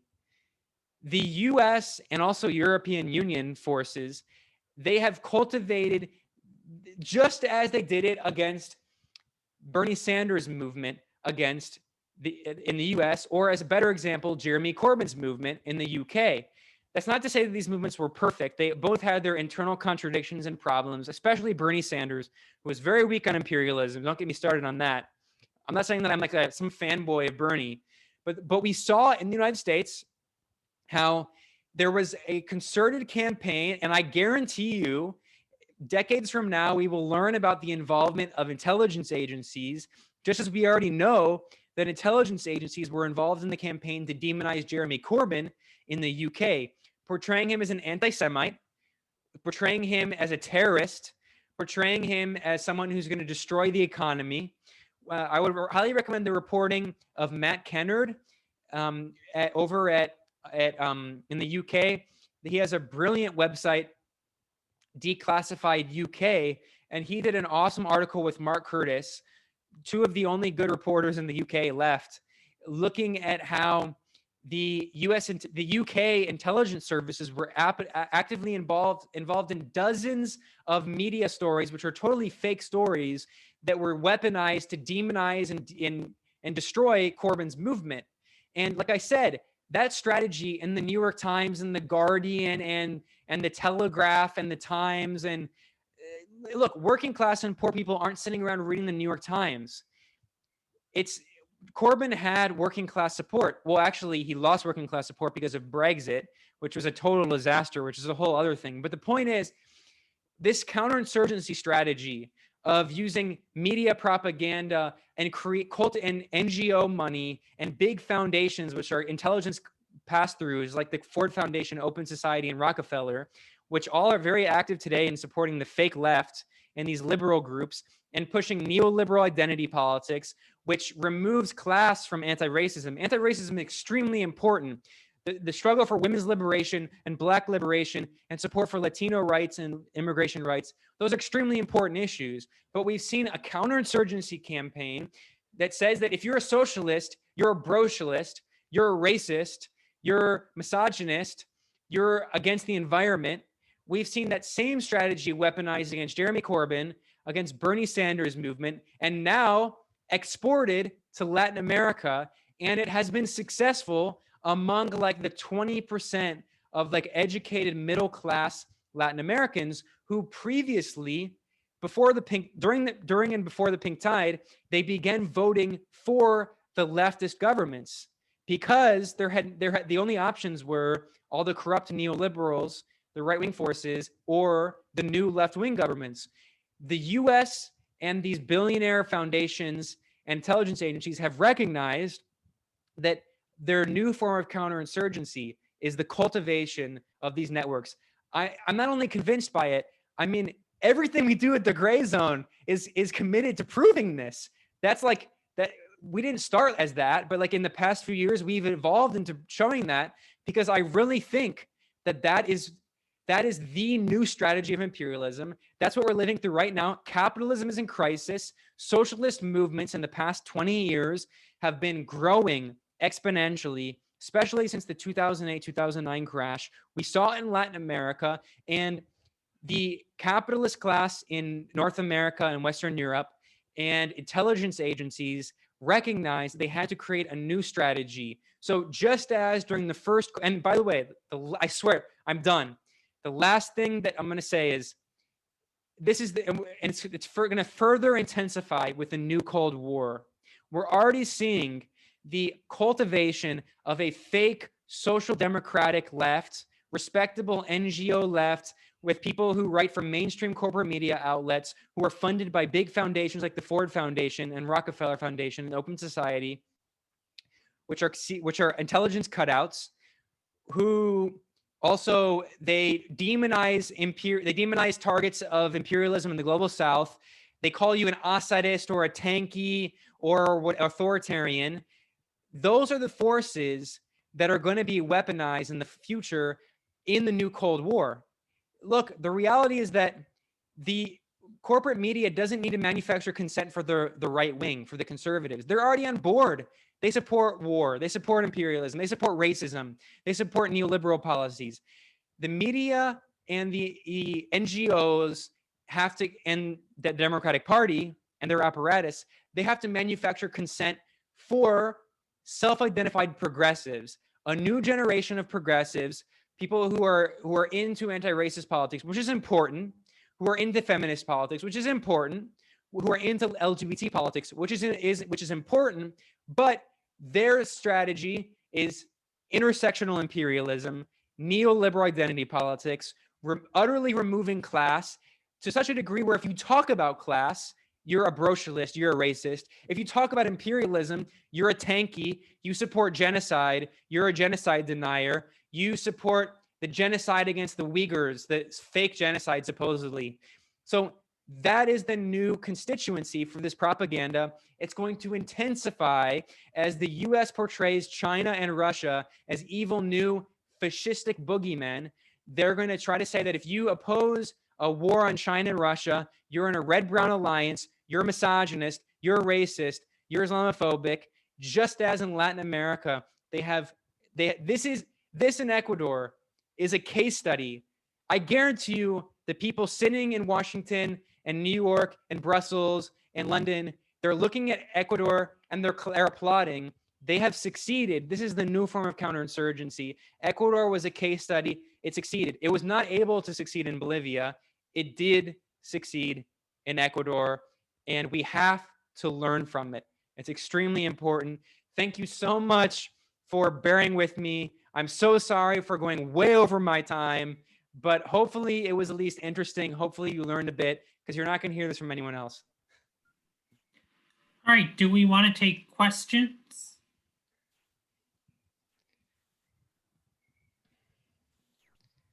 All right, You'll probably want to go home.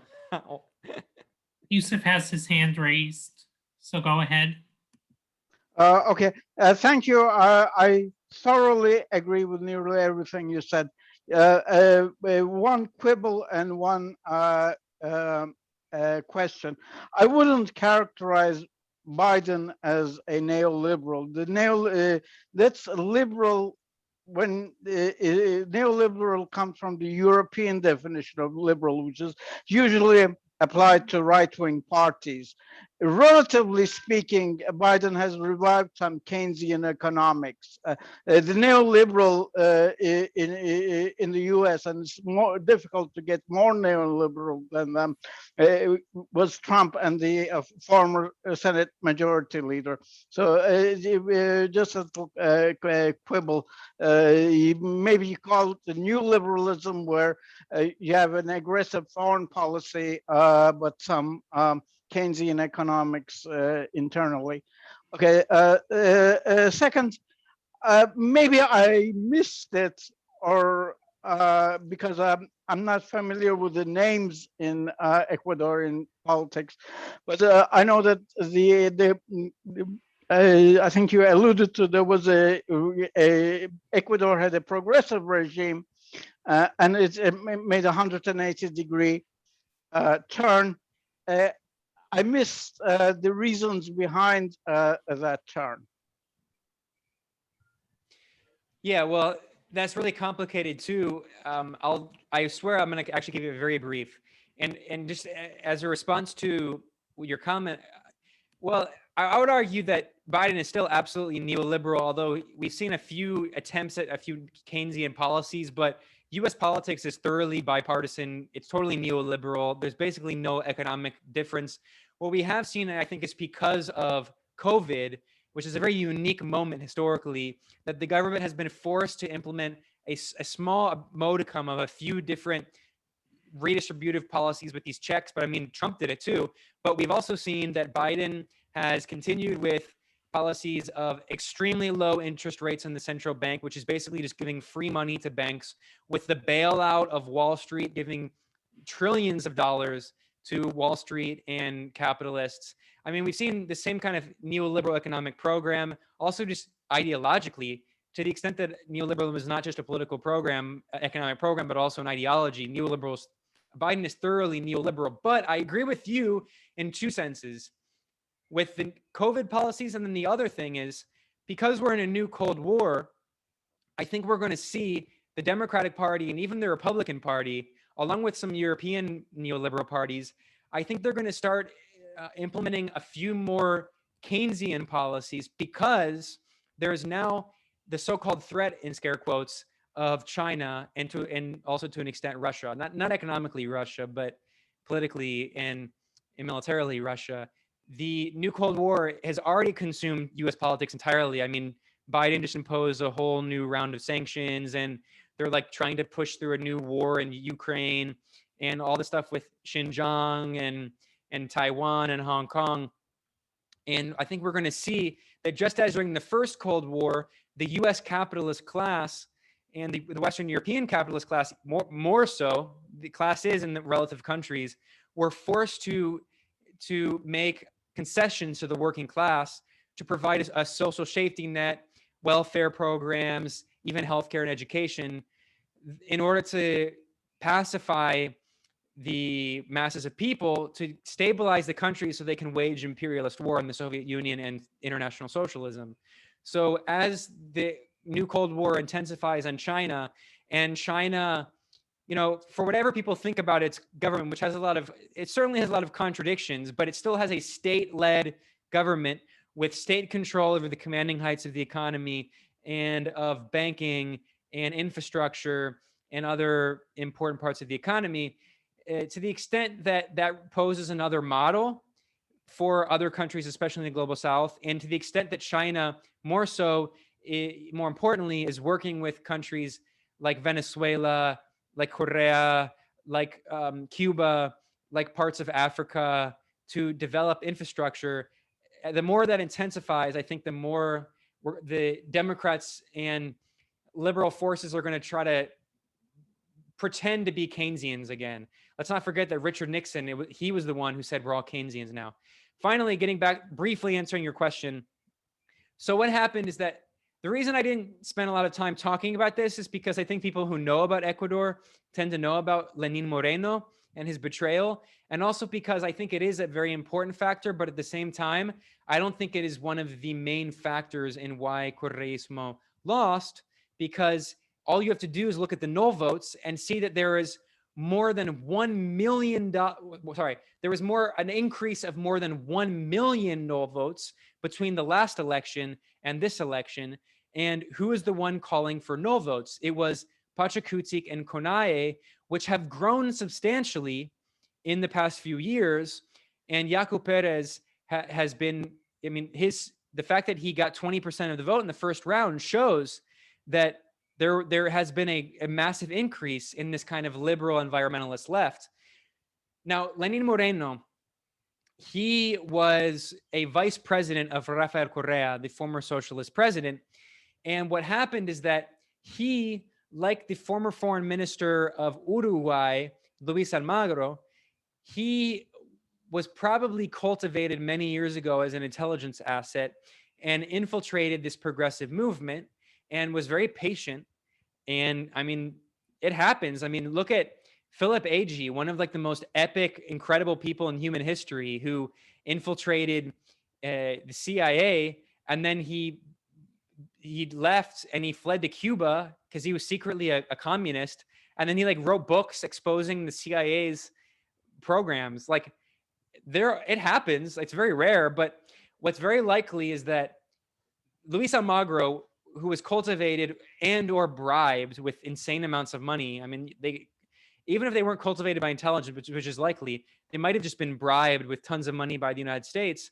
And Luis Almagro later became, after leaving as foreign minister of the progressive government of Pepe Mujica in Uruguay, who wasn't socialist, but a progressive friend of the socialist governments, Almagro left and became a hardcore, basically a fascist, an extreme right-winger, openly overseeing the fascist coup in Bolivia, working directly with the coup mongers.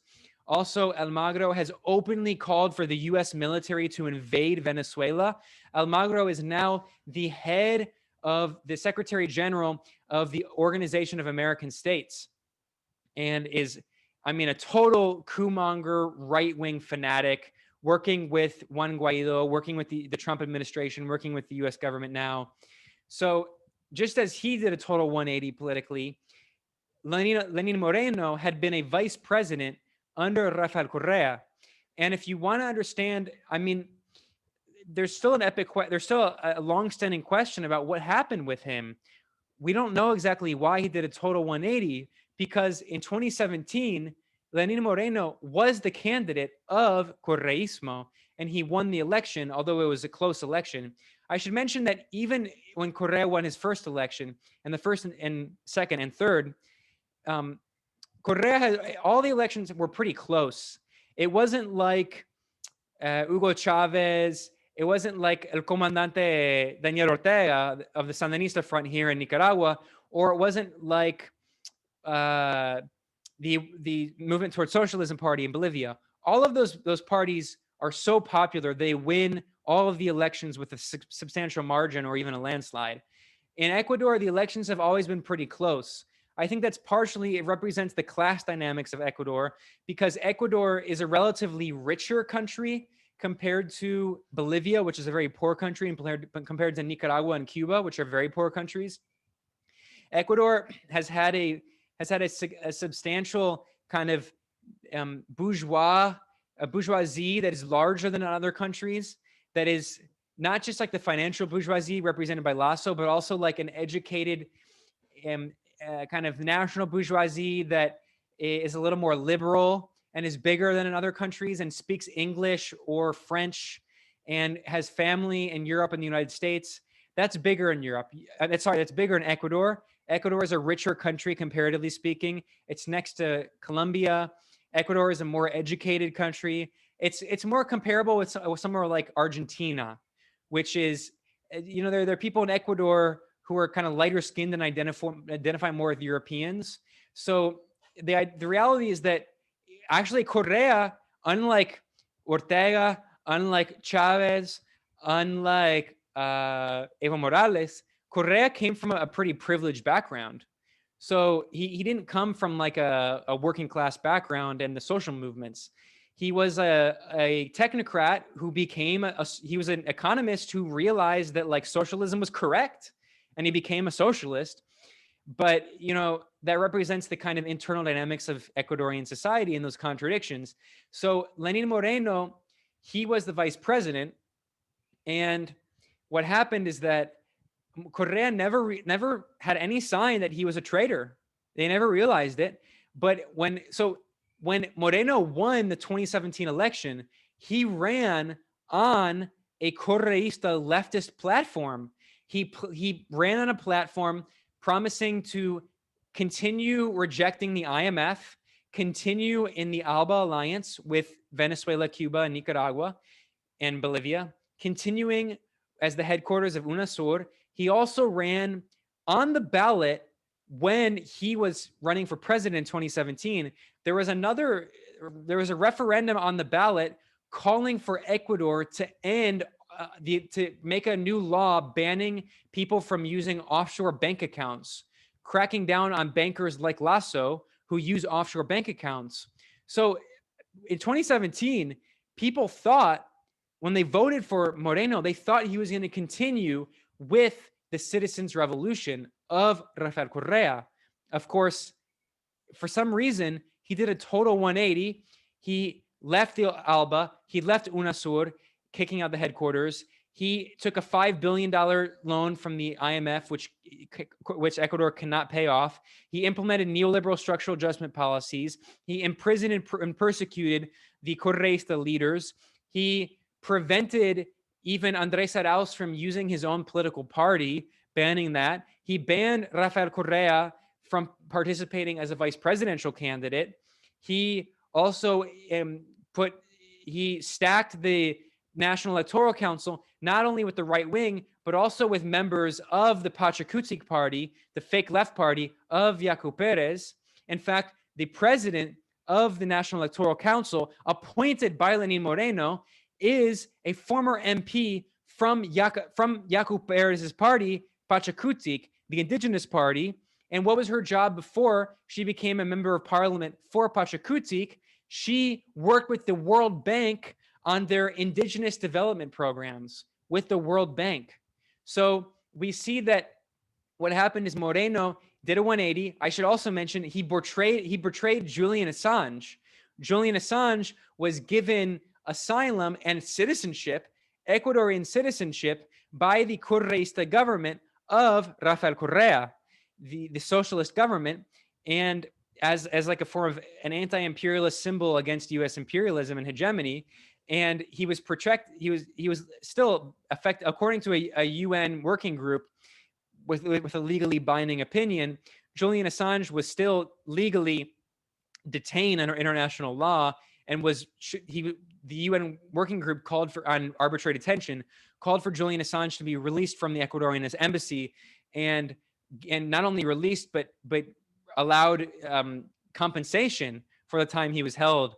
But of course, he was held for over 7 years in the Ecuadorian embassy in London. It was Lenín Moreno who betrayed Assange allowing British authorities to violate Ecuadorian sovereignty and international law, and to allow a foreign country's police force enter sovereign Ecuadorian territory in the embassy and remove a journalist, Julian Assange, who had been given not only asylum, but Ecuadorian citizenship. And in order to do that, Lenín Moreno stripped Julian Assange of his Ecuadorian citizenship. Of course, he did that as a deal for the IMF bailout.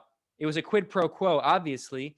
And before, I should mention that before this election, in the first round in this election in February, in January 2021, a week before the first round of the presidential election, Lenín Moreno, who, again, the former vice president of Correa, who was elected as president on the Correista program, but did a total 180 and a betrayal, he took multiple trips to the United States. Former Secretary of State slash former, in scare quotes, CIA director Mike Pompeo, he took 2 trips to Ecuador, which is the most. That was the first time a Secretary of State.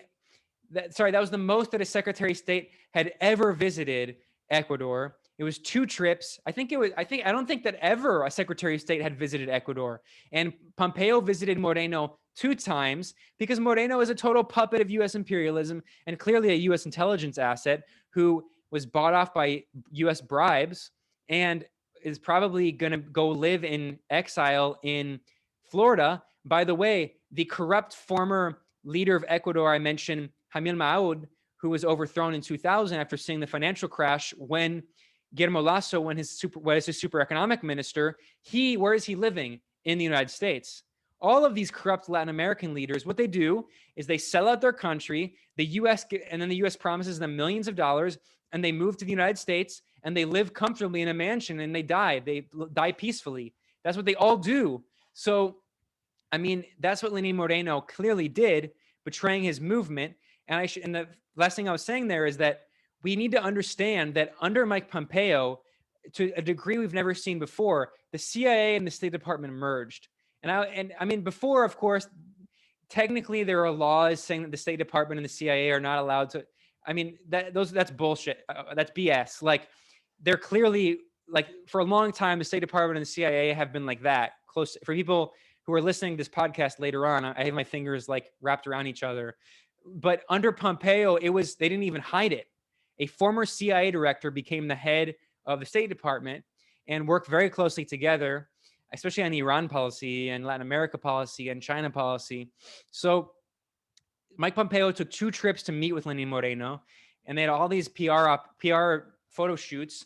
And then a week before the election, Lenín Moreno, the sitting president, visited Washington, D.C. for a week, and he met with Joe Biden's top Latin America policy official, the bad Juan Gonzalez. His name is Juan Sebastián González, not to be confused with the progressive Juan González and former young lord of the former left-wing program Democracy Now!, which has also sold out. A whole long story. So Lenín Moreno in Washington, there's video and photo evidence of this. He met with the top Joe Biden Latin America policy, Juan Sebastián González, the head of Joe Biden's, the head of Western Hemispheric policy for the National Security Council. Lenín Moreno also met with the head of the World Bank the Inter-American Development Bank, not the World Bank. He also met with the head of the IMF, which promised more loans, apparently, under Guillermo Lasso. And he met with Bob Menendez, a hardcore right-wing Democrat who was involved. He was named in leaked documents as one of the people involved in the right-wing coup in Bolivia in 2019. I mean, it was so blatant. Lenín Moreno met with the head of the IMF, top U.S. officials, and top right-wing U.S. politicians to talk about the election. They clearly made policies. They clearly made an alliance with Pachakutik, an alliance with the right wing to defeat the Correistas. So even though earlier I articulated 3 forces in Ecuadorian politics, at the same time, it might sound contradictory because I also said there's only 2 forces. There's Correísmo and anti-correísmo. What I should say is that there's two forces, correísmo and anti-correísmo, and three factions. Correísmo, the right-wing old money oligarch mafiosos, and the liberal NGO fake left, which are like the Democratic Party types, or like the Keir Starmer types, the right-wing Labor Party types in Ecuador. But what I should say is that two of those factions have unified, the fake left and the right wing, against correísmo. And what I think clearly happened is that Lenín Moreno, who after doing the betrayal, he made an agreement with Washington to unify with Lasso. I mean, the correístas were already referring, they actually had multiple campaigns in which they literally had the slogan, Moreno is Lasso. Moreno is Lasso. And of course, they were right, because we know that they're friends. We know that they're political allies. We know they had a coalition. What I don't think they foresaw, the Correístas foresaw, is that Pachakutik would would covertly form an alliance with the right wing. And by the way, I should say that this isn't just like my opinion here. It was all but openly confirmed by Yaku Pérez, the candidate of Pachakutik. He tweeted when the right-wing banker Guillermo Lasso won. This is his Twitter account. I can't show it because Yaku Pérez actually blocked me on Twitter, but it says Pachakutik and the no vote buried correísmo. That says everything. He is boasting that Pachakutik elected the right-wing banker Guillermo Lasso and buried the Correísta movement through the use of the no vote. I mean, it just confirms the argument I've been saying. But sorry, I'll let you speak more. All right, Miriam has her hand raised, so I'm going to let her speak. Hi, thank you so much for that talk, Ben. So I understand that in the global south there are many different countries where working class issues are sort of complexly tied with different religious sentiments. And so I understand like how you're saying in South America with the sort of like Catholic sentiments that that influence social or some more socially conservative values are in play when voting is taking place and when elections are happening. And it seems like from this fake left, this liberal that you're talking about, which is focusing more on social issues as opposed to class issues and working class issues, for them, the most important value then becomes the social questions and the social issues and social concerns. But I guess my question is for working class voters, do you think that there is room or space in the working class vote to prioritize the working class questions over these social conservative values that they might have?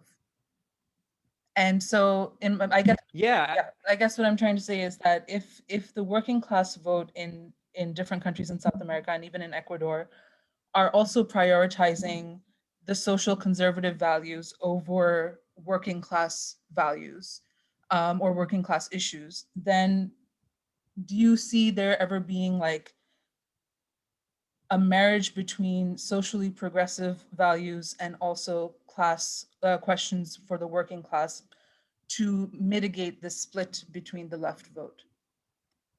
This is a really good question. Thank you for articulating it that way. I mean, I think that's the perfect way to analyze it. My response to this question would be, I think that to have a materialist understanding of this contradiction, what we've seen in Latin America emerge in the past 20 years is that, excluding Cuba, is that in to a lesser extent in Nicaragua, but here as well in Nicaragua, and especially in Venezuela, is that with these progressive governments, before the progressive and socialist governments, in Latin America, there were the vast majority of the country, which were the working class and poor people. And then there was the small percentage of the elite the bourgeoisie oligarchy, which often have links to international capital.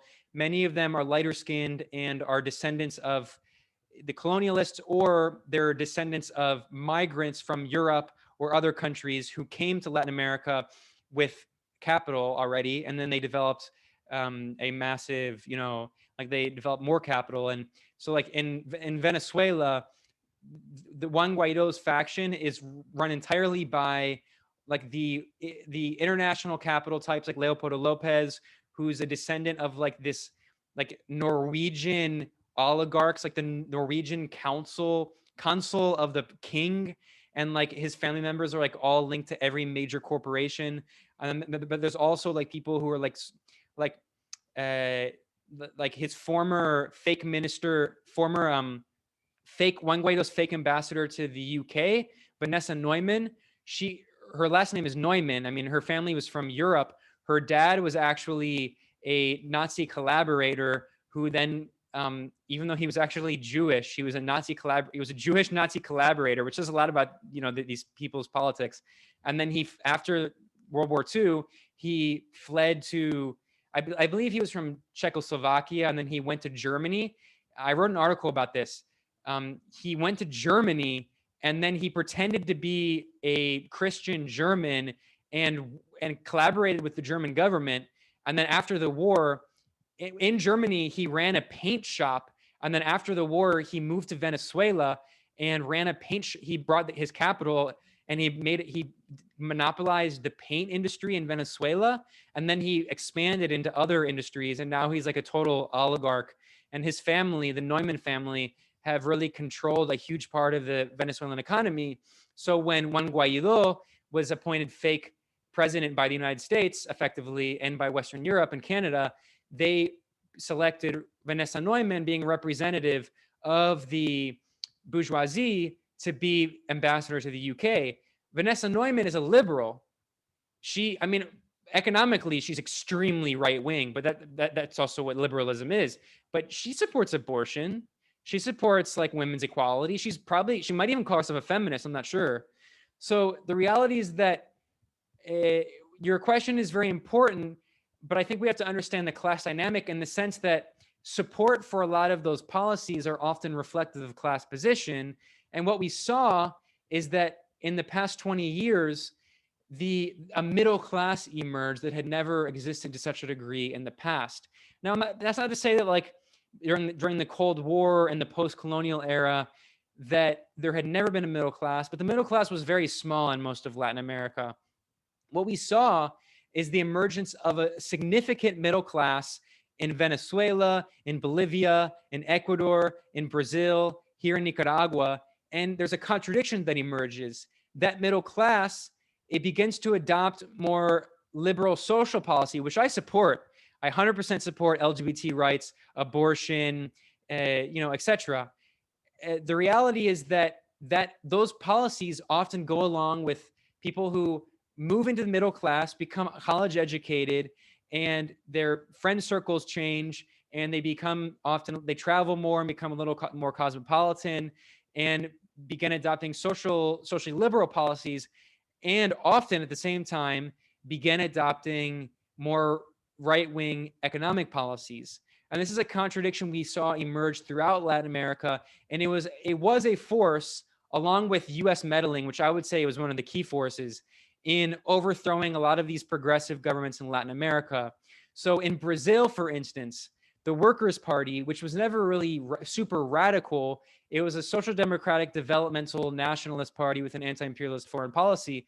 We saw a very big middle class emerge in Brazil based on the commodities boom.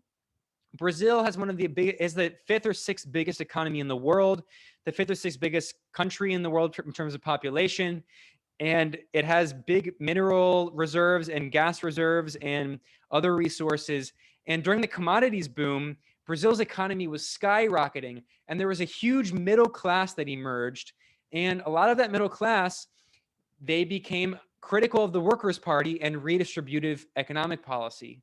So I think this is a hard question, because the constituency for a lot of for abortion and like, that's not to say these countries are against, I mean, the reality is that these countries, for the most part, have anti-abortion policies, period.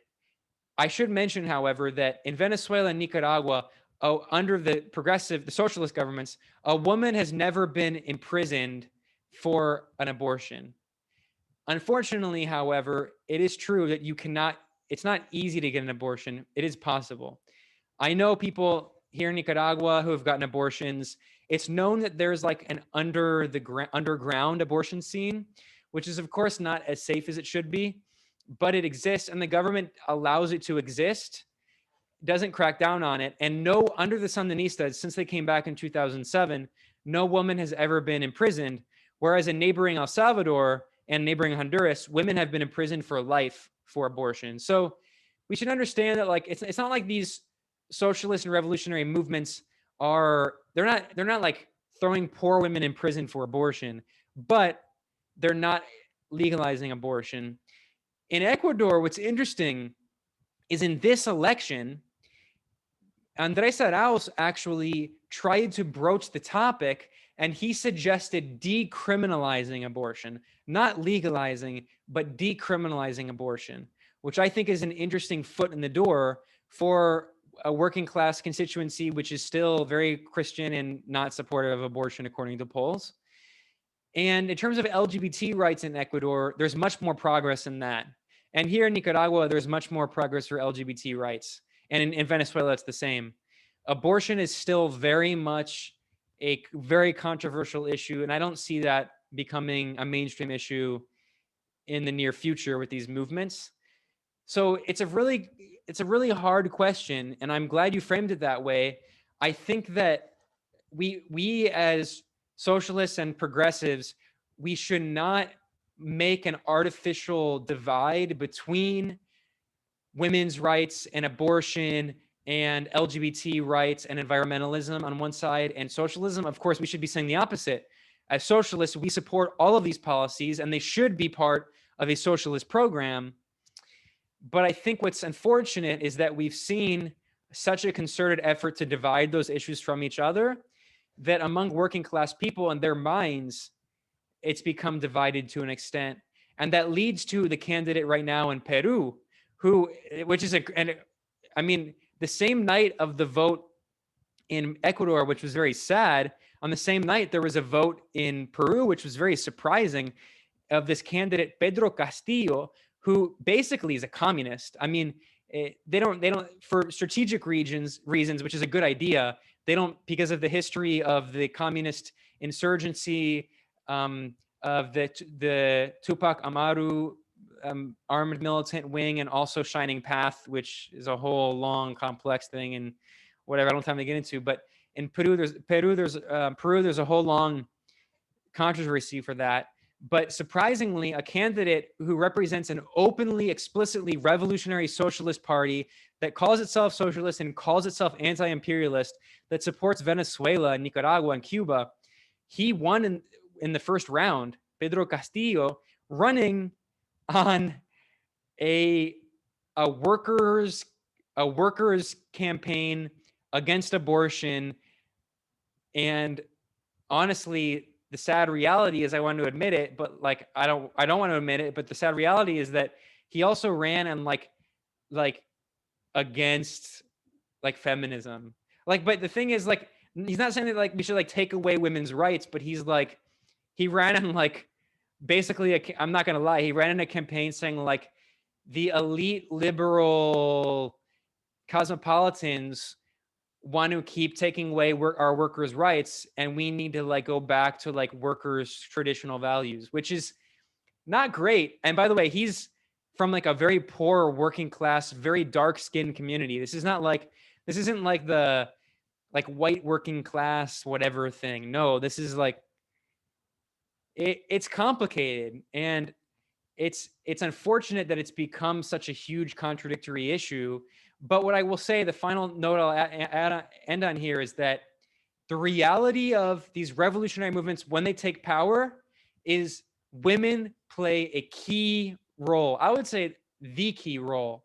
So even though they're speaking against abortion, even though in some cases, unfortunately, they might be kind of bad on LGBT equality as well, at least in terms of the law. They're not like, none of these movements, not for a second, is actively discriminating against LGBTQ people. In fact, Arauz proposed very progressive LGBT policies, and there were LGBT people involved in his campaign with like the LGBT rainbow flag. But in my experience, I live in Nicaragua, I have residency here, and I have spent a lot of time in Venezuela, and I've been to Bolivia and Ecuador. In my experience in these countries, the majority of people involved in the progressive and socialist movements are women. The majority of Sandinistas especially are women. Nicaragua has the highest level of gender equality in the world, in Latin America, and the 5th highest in the world, according to the International Monetary Fund and World Bank, which is hilarious. In terms of, I mean, it's a technocratic measure. According to women's representation in government, Nicaragua has the highest level of gender equality in Latin America, followed by Cuba. And I think Argentina is after, and then followed by Venezuela. And that's because in Nicaragua, the government here, the Sandinista government, has a gender quota. It has to be at least 50-50 women, men in all parts of the government. And including, they're changing now with the National Assembly, all the candidates have to be at least half women. And the Sandinista youth are majority women. And among the Chavistas, there's a strong contingency of women. The vice president is a woman she's not just a vice president, she plays a very significant role and is very revolutionary. Sorry, I just Rodriguez wanted is her name. to comment for a second that, like, yeah, even though I am a woman, I am a woman of color, I would always be first to say that the class struggle is my primary struggle or addressing the class struggle and working class issues is of prime importance to me as a woman of color. So I guess what I'm wondering though is that like, as you mentioned in Peru, that for a candidate to win majority amongst the working class, is it so important that they must also sort of not just focus on working class and anti-imperialist questions, but take the burden of also publicly, openly being against social progressive values? I don't know. I mean, it hasn't really. I think actually Andrés Arauz was the first attempt at that, and it didn't work. And by the way, I mean, when I was just saying that about like Venezuela and Nicaragua, the reason I was just stressing that so much and going on so long is because you will see like more sophisticated liberal critiques of those movements that portray them as misogynist. The only argument they ever have is abortion. Otherwise, these movements are feminist movements. I mean, they don't use the term feminism, but they are. In the case of Arauz, I think it's probably the first attempt to try to consciously use the language of that instead of just doing it. So the Chavistas would never, as a movement when they're campaigning, they would never, like, they don't consciously adopt that as like a political identity or orientation. But in practice, they implement many of those policies. Arauz was one of the first of these leaders who he ran promising to decriminalize abortion. He ran proposing great policies on LGBTQ equality, and other cultural issues. He also like made support for like the arts an important part of his campaign. Like he tried to run a campaign that wasn't just, if anything, his campaign was not that centered around like working class issues. Everyone knew that he was the working class candidate and that he was a socialist. But honestly, like a lot of the stuff he ran on wasn't really workers' issues. I mean, every issue is a workers' issue, but I think he actually represents the first attempt to do what you're talking about. And unfortunately, his loss doesn't exactly inspire confidence. But at the same time, it was a close loss. It was only 400,000 votes. So I have a question. So, like, what does his loss represent for the Latin American left? Like, we've got elections coming up in Peru and Chile and Honduras. Like, will this strengthen the right-wing forces in those countries, or will the leftists there be able to pull off victories? I don't think it'll have much of an impact on the region in terms of their elections. It'll have a huge impact on the region in terms of geopolitics, because like I said, Ecuador was a linchpin in terms of regional integration. It was part of the ALBA and it was the headquarters of UNASUR. But in terms of Lula's election next year, if he's the candidate, hopefully he is, and the latest polls show him at 18% above Jair Bolsonaro in Brazil, he will likely win. And the Workers' Party in Brazil has become even more revolutionary since they actually had been pretty soft when they were in power. But because of the experience of being really radicalized by imperialism, by the soft coup, and by seeing what happened with the neoliberal Michel Temer, and then being just the country just being devastated by Jair Bolsonaro, the Workers' Party is very radical. And I think that it's very likely that he'll win, which will be a huge shoot of adrenaline in the arm of the Latin American left. That would be the most important thing that can happen, because Brazil is the biggest country on the continent by far. It has the biggest the biggest economy. So I don't think Ecuador will have an impact on that.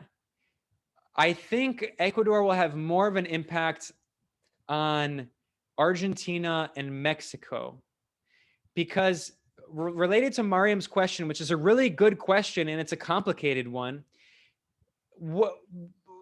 your question is good also because what we've seen is that at the same time, there's kind of been like a rebranding going on among some elements of the Latin American left who have tried to distance themselves from Chavismo and Sandinismo and Cuba. Because it's partially out of strategic necessity, because of the reality that if they go too revolutionary, then they're going to be blockaded. I mean, Venezuela is under a suffocating blockade that has led to thousands of deaths, that has cut off 99% of government revenue, according to the United Nations top expert, Elena Duhan. I would highly recommend checking out her interim report, which got no media coverage in the US. So a lot of these leftist forces in Latin America are honestly afraid, especially the softer ones. And when I say softer, I mean Argentina, Mexico, and Ecuador. They softer in the sense that they're still socialists, but they're not, like I said, Comandante Daniel Ortega here a few weeks ago, he gave a speech in which every speech he gives, he just it talks about how evil the US empire is. And in his last speech, President Ortega, he said that he said, where are the real terrorists? They're in Washington. And then he talked about the US is the only country that has used nuclear weapons on civilian populations and whatever. Full on, you would never hear Luis Arce in Bolivia say that. You would never hear Andrés Arauz say that. You would never hear AMLO say that. And you would never hear Alberto Fernandez in Argentina say that. So what's really happened is that by virtue of opportunism, by virtue of the fear of US sanctions, and because of Washington's creation of the bloc of the so-called troika of tyranny as as trying to separate that was a strategy. When John Bolton said that, what they were trying to do is divide the Latin American left. So what happened is that now, especially in Argentina, which is the weakest of all of the lefts in Latin America, surprisingly, I would say the strongest lefts in order are Cuba, Nicaragua, Venezuela, and this is by order of power: Cuba, Nicaragua, Venezuela, Bolivia, Mexico, Ecuador, Argentina.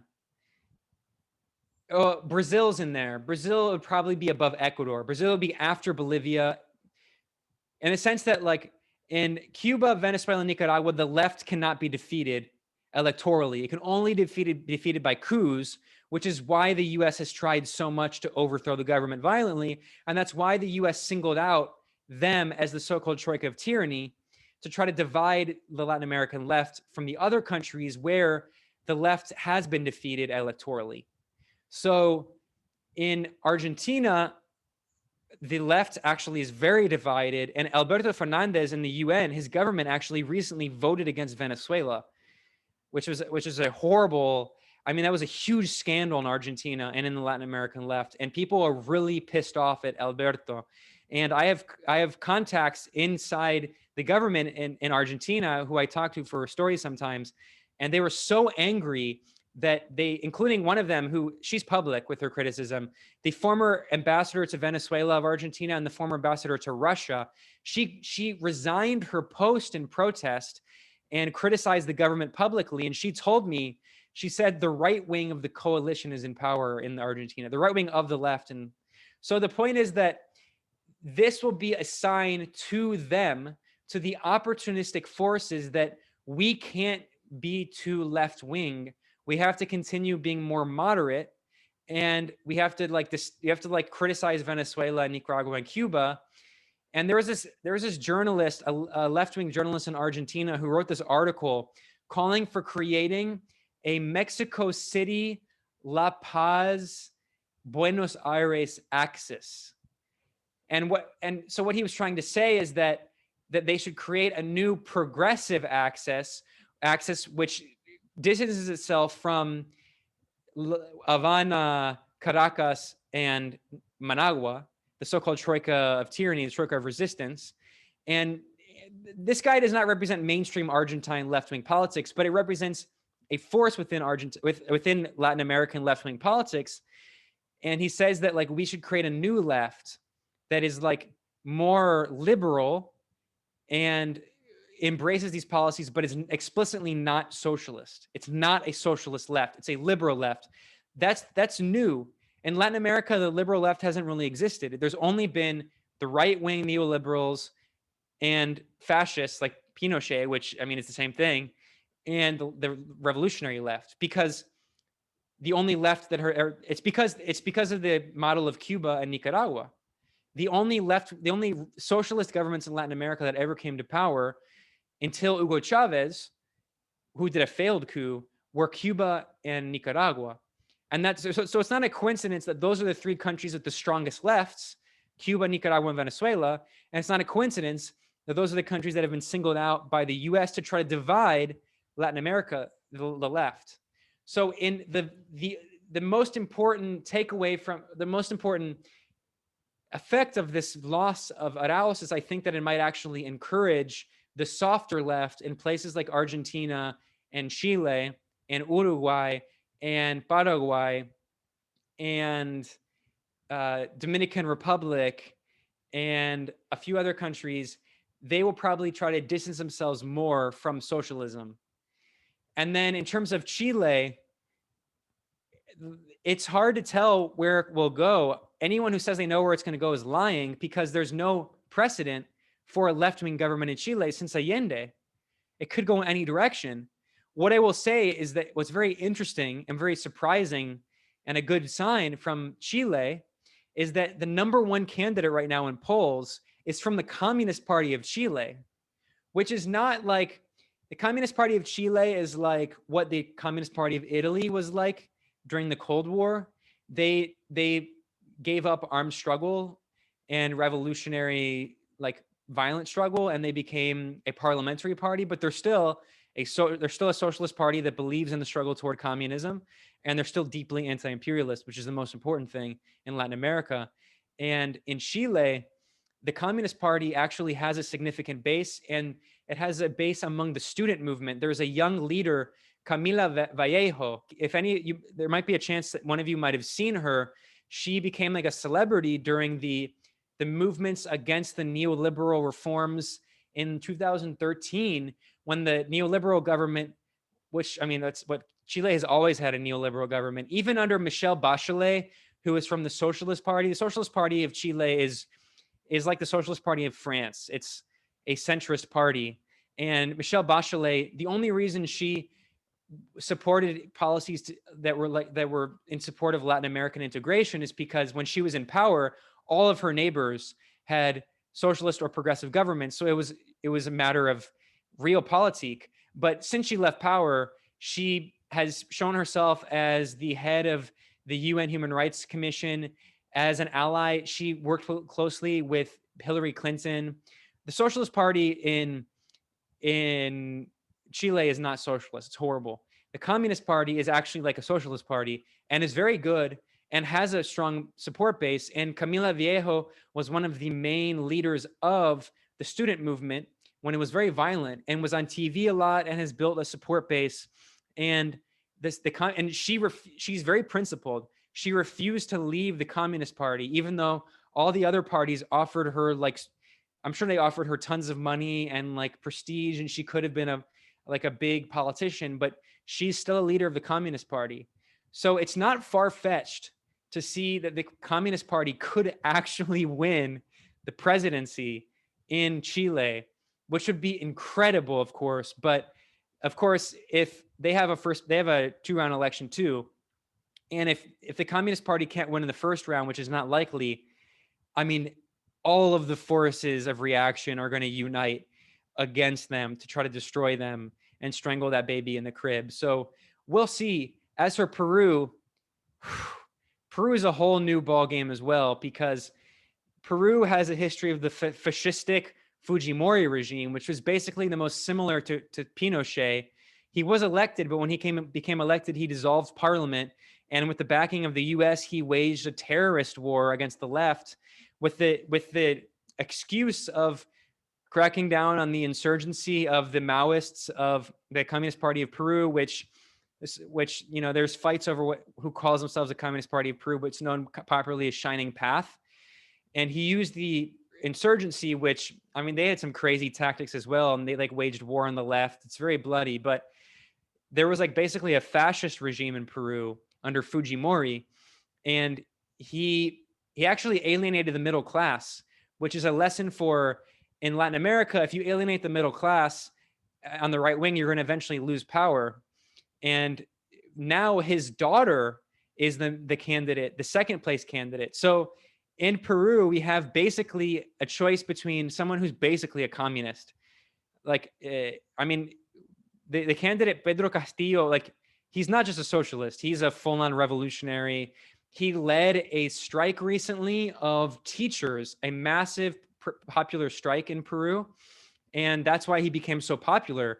Also, he never had a Twitter or Facebook account, and he was never on social media. And he had very few appearances on TV. But the reason he won the first round of the election is because people knew who he was, because he was a labor organizer who helped lead the strike.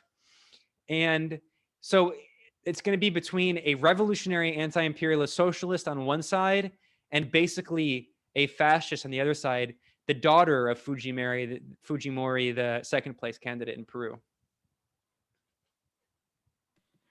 All right, we're kind of running way over now, so unless anyone else has any questions, I think we should wrap up.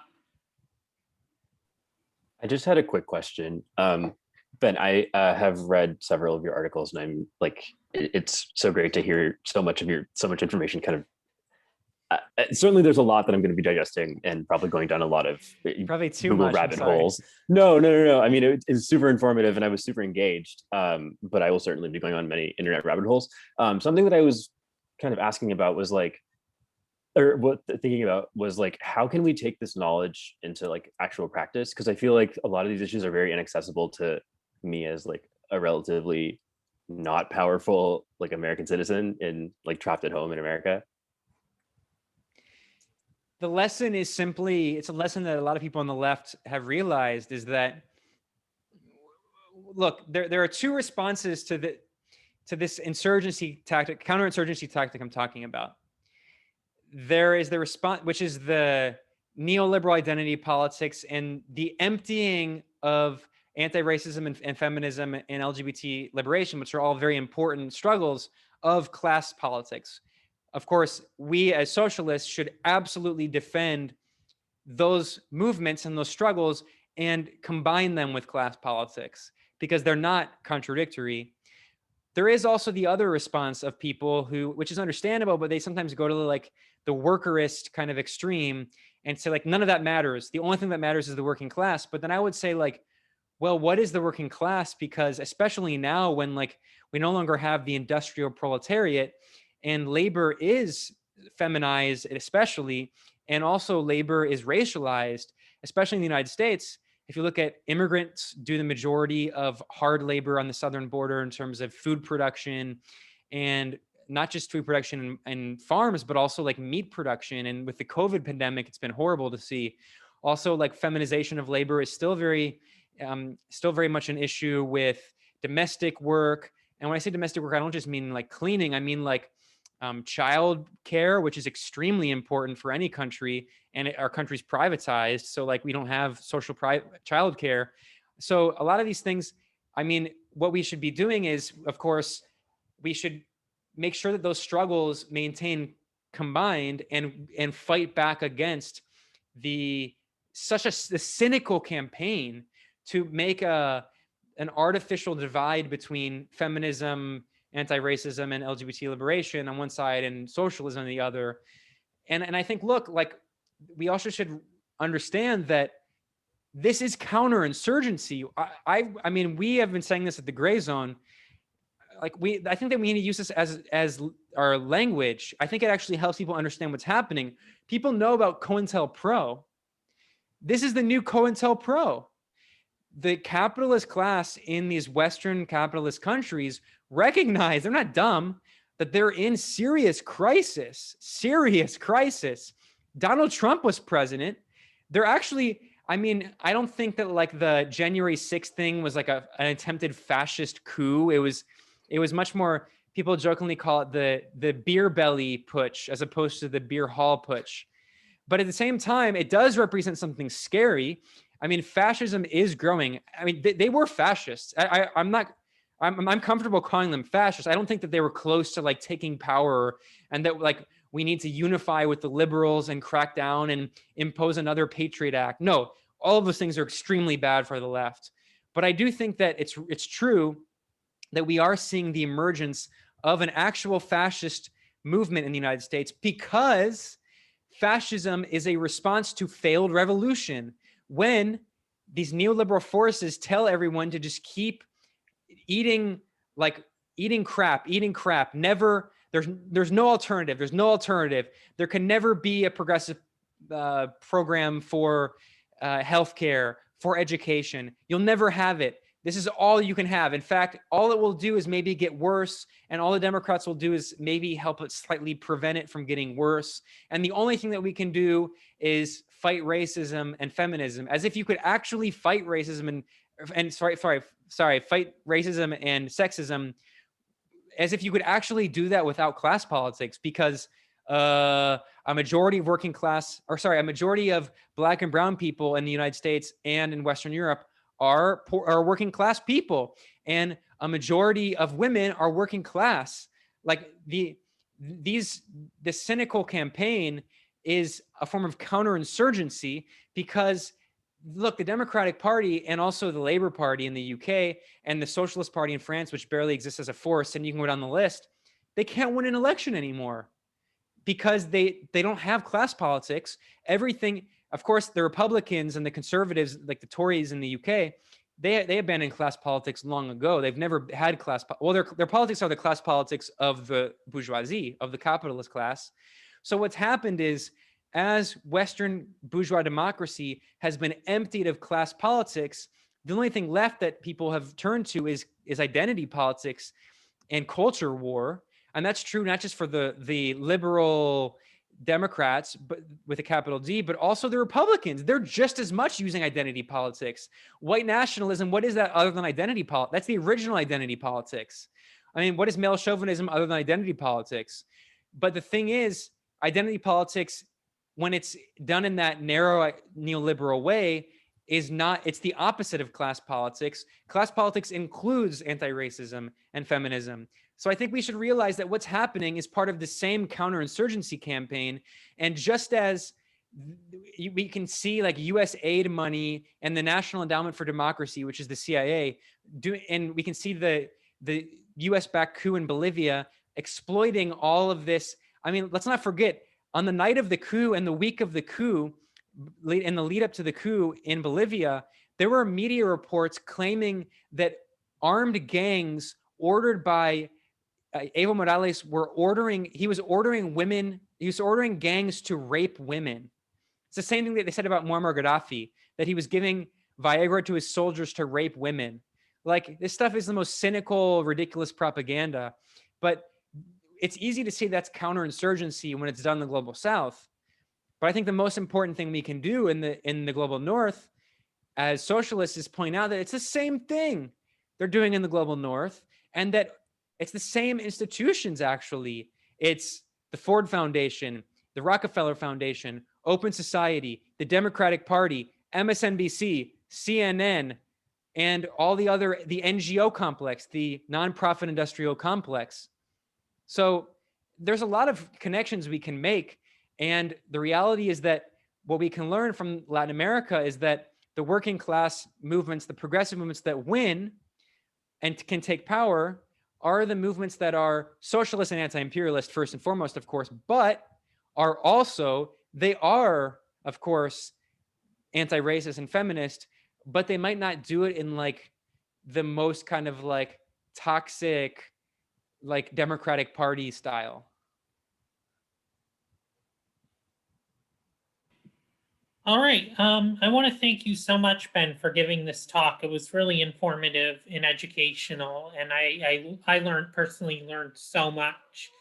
And thank you all for attending. And if you want to donate this, go to the Center for Marxist Education.org and just click the donate button.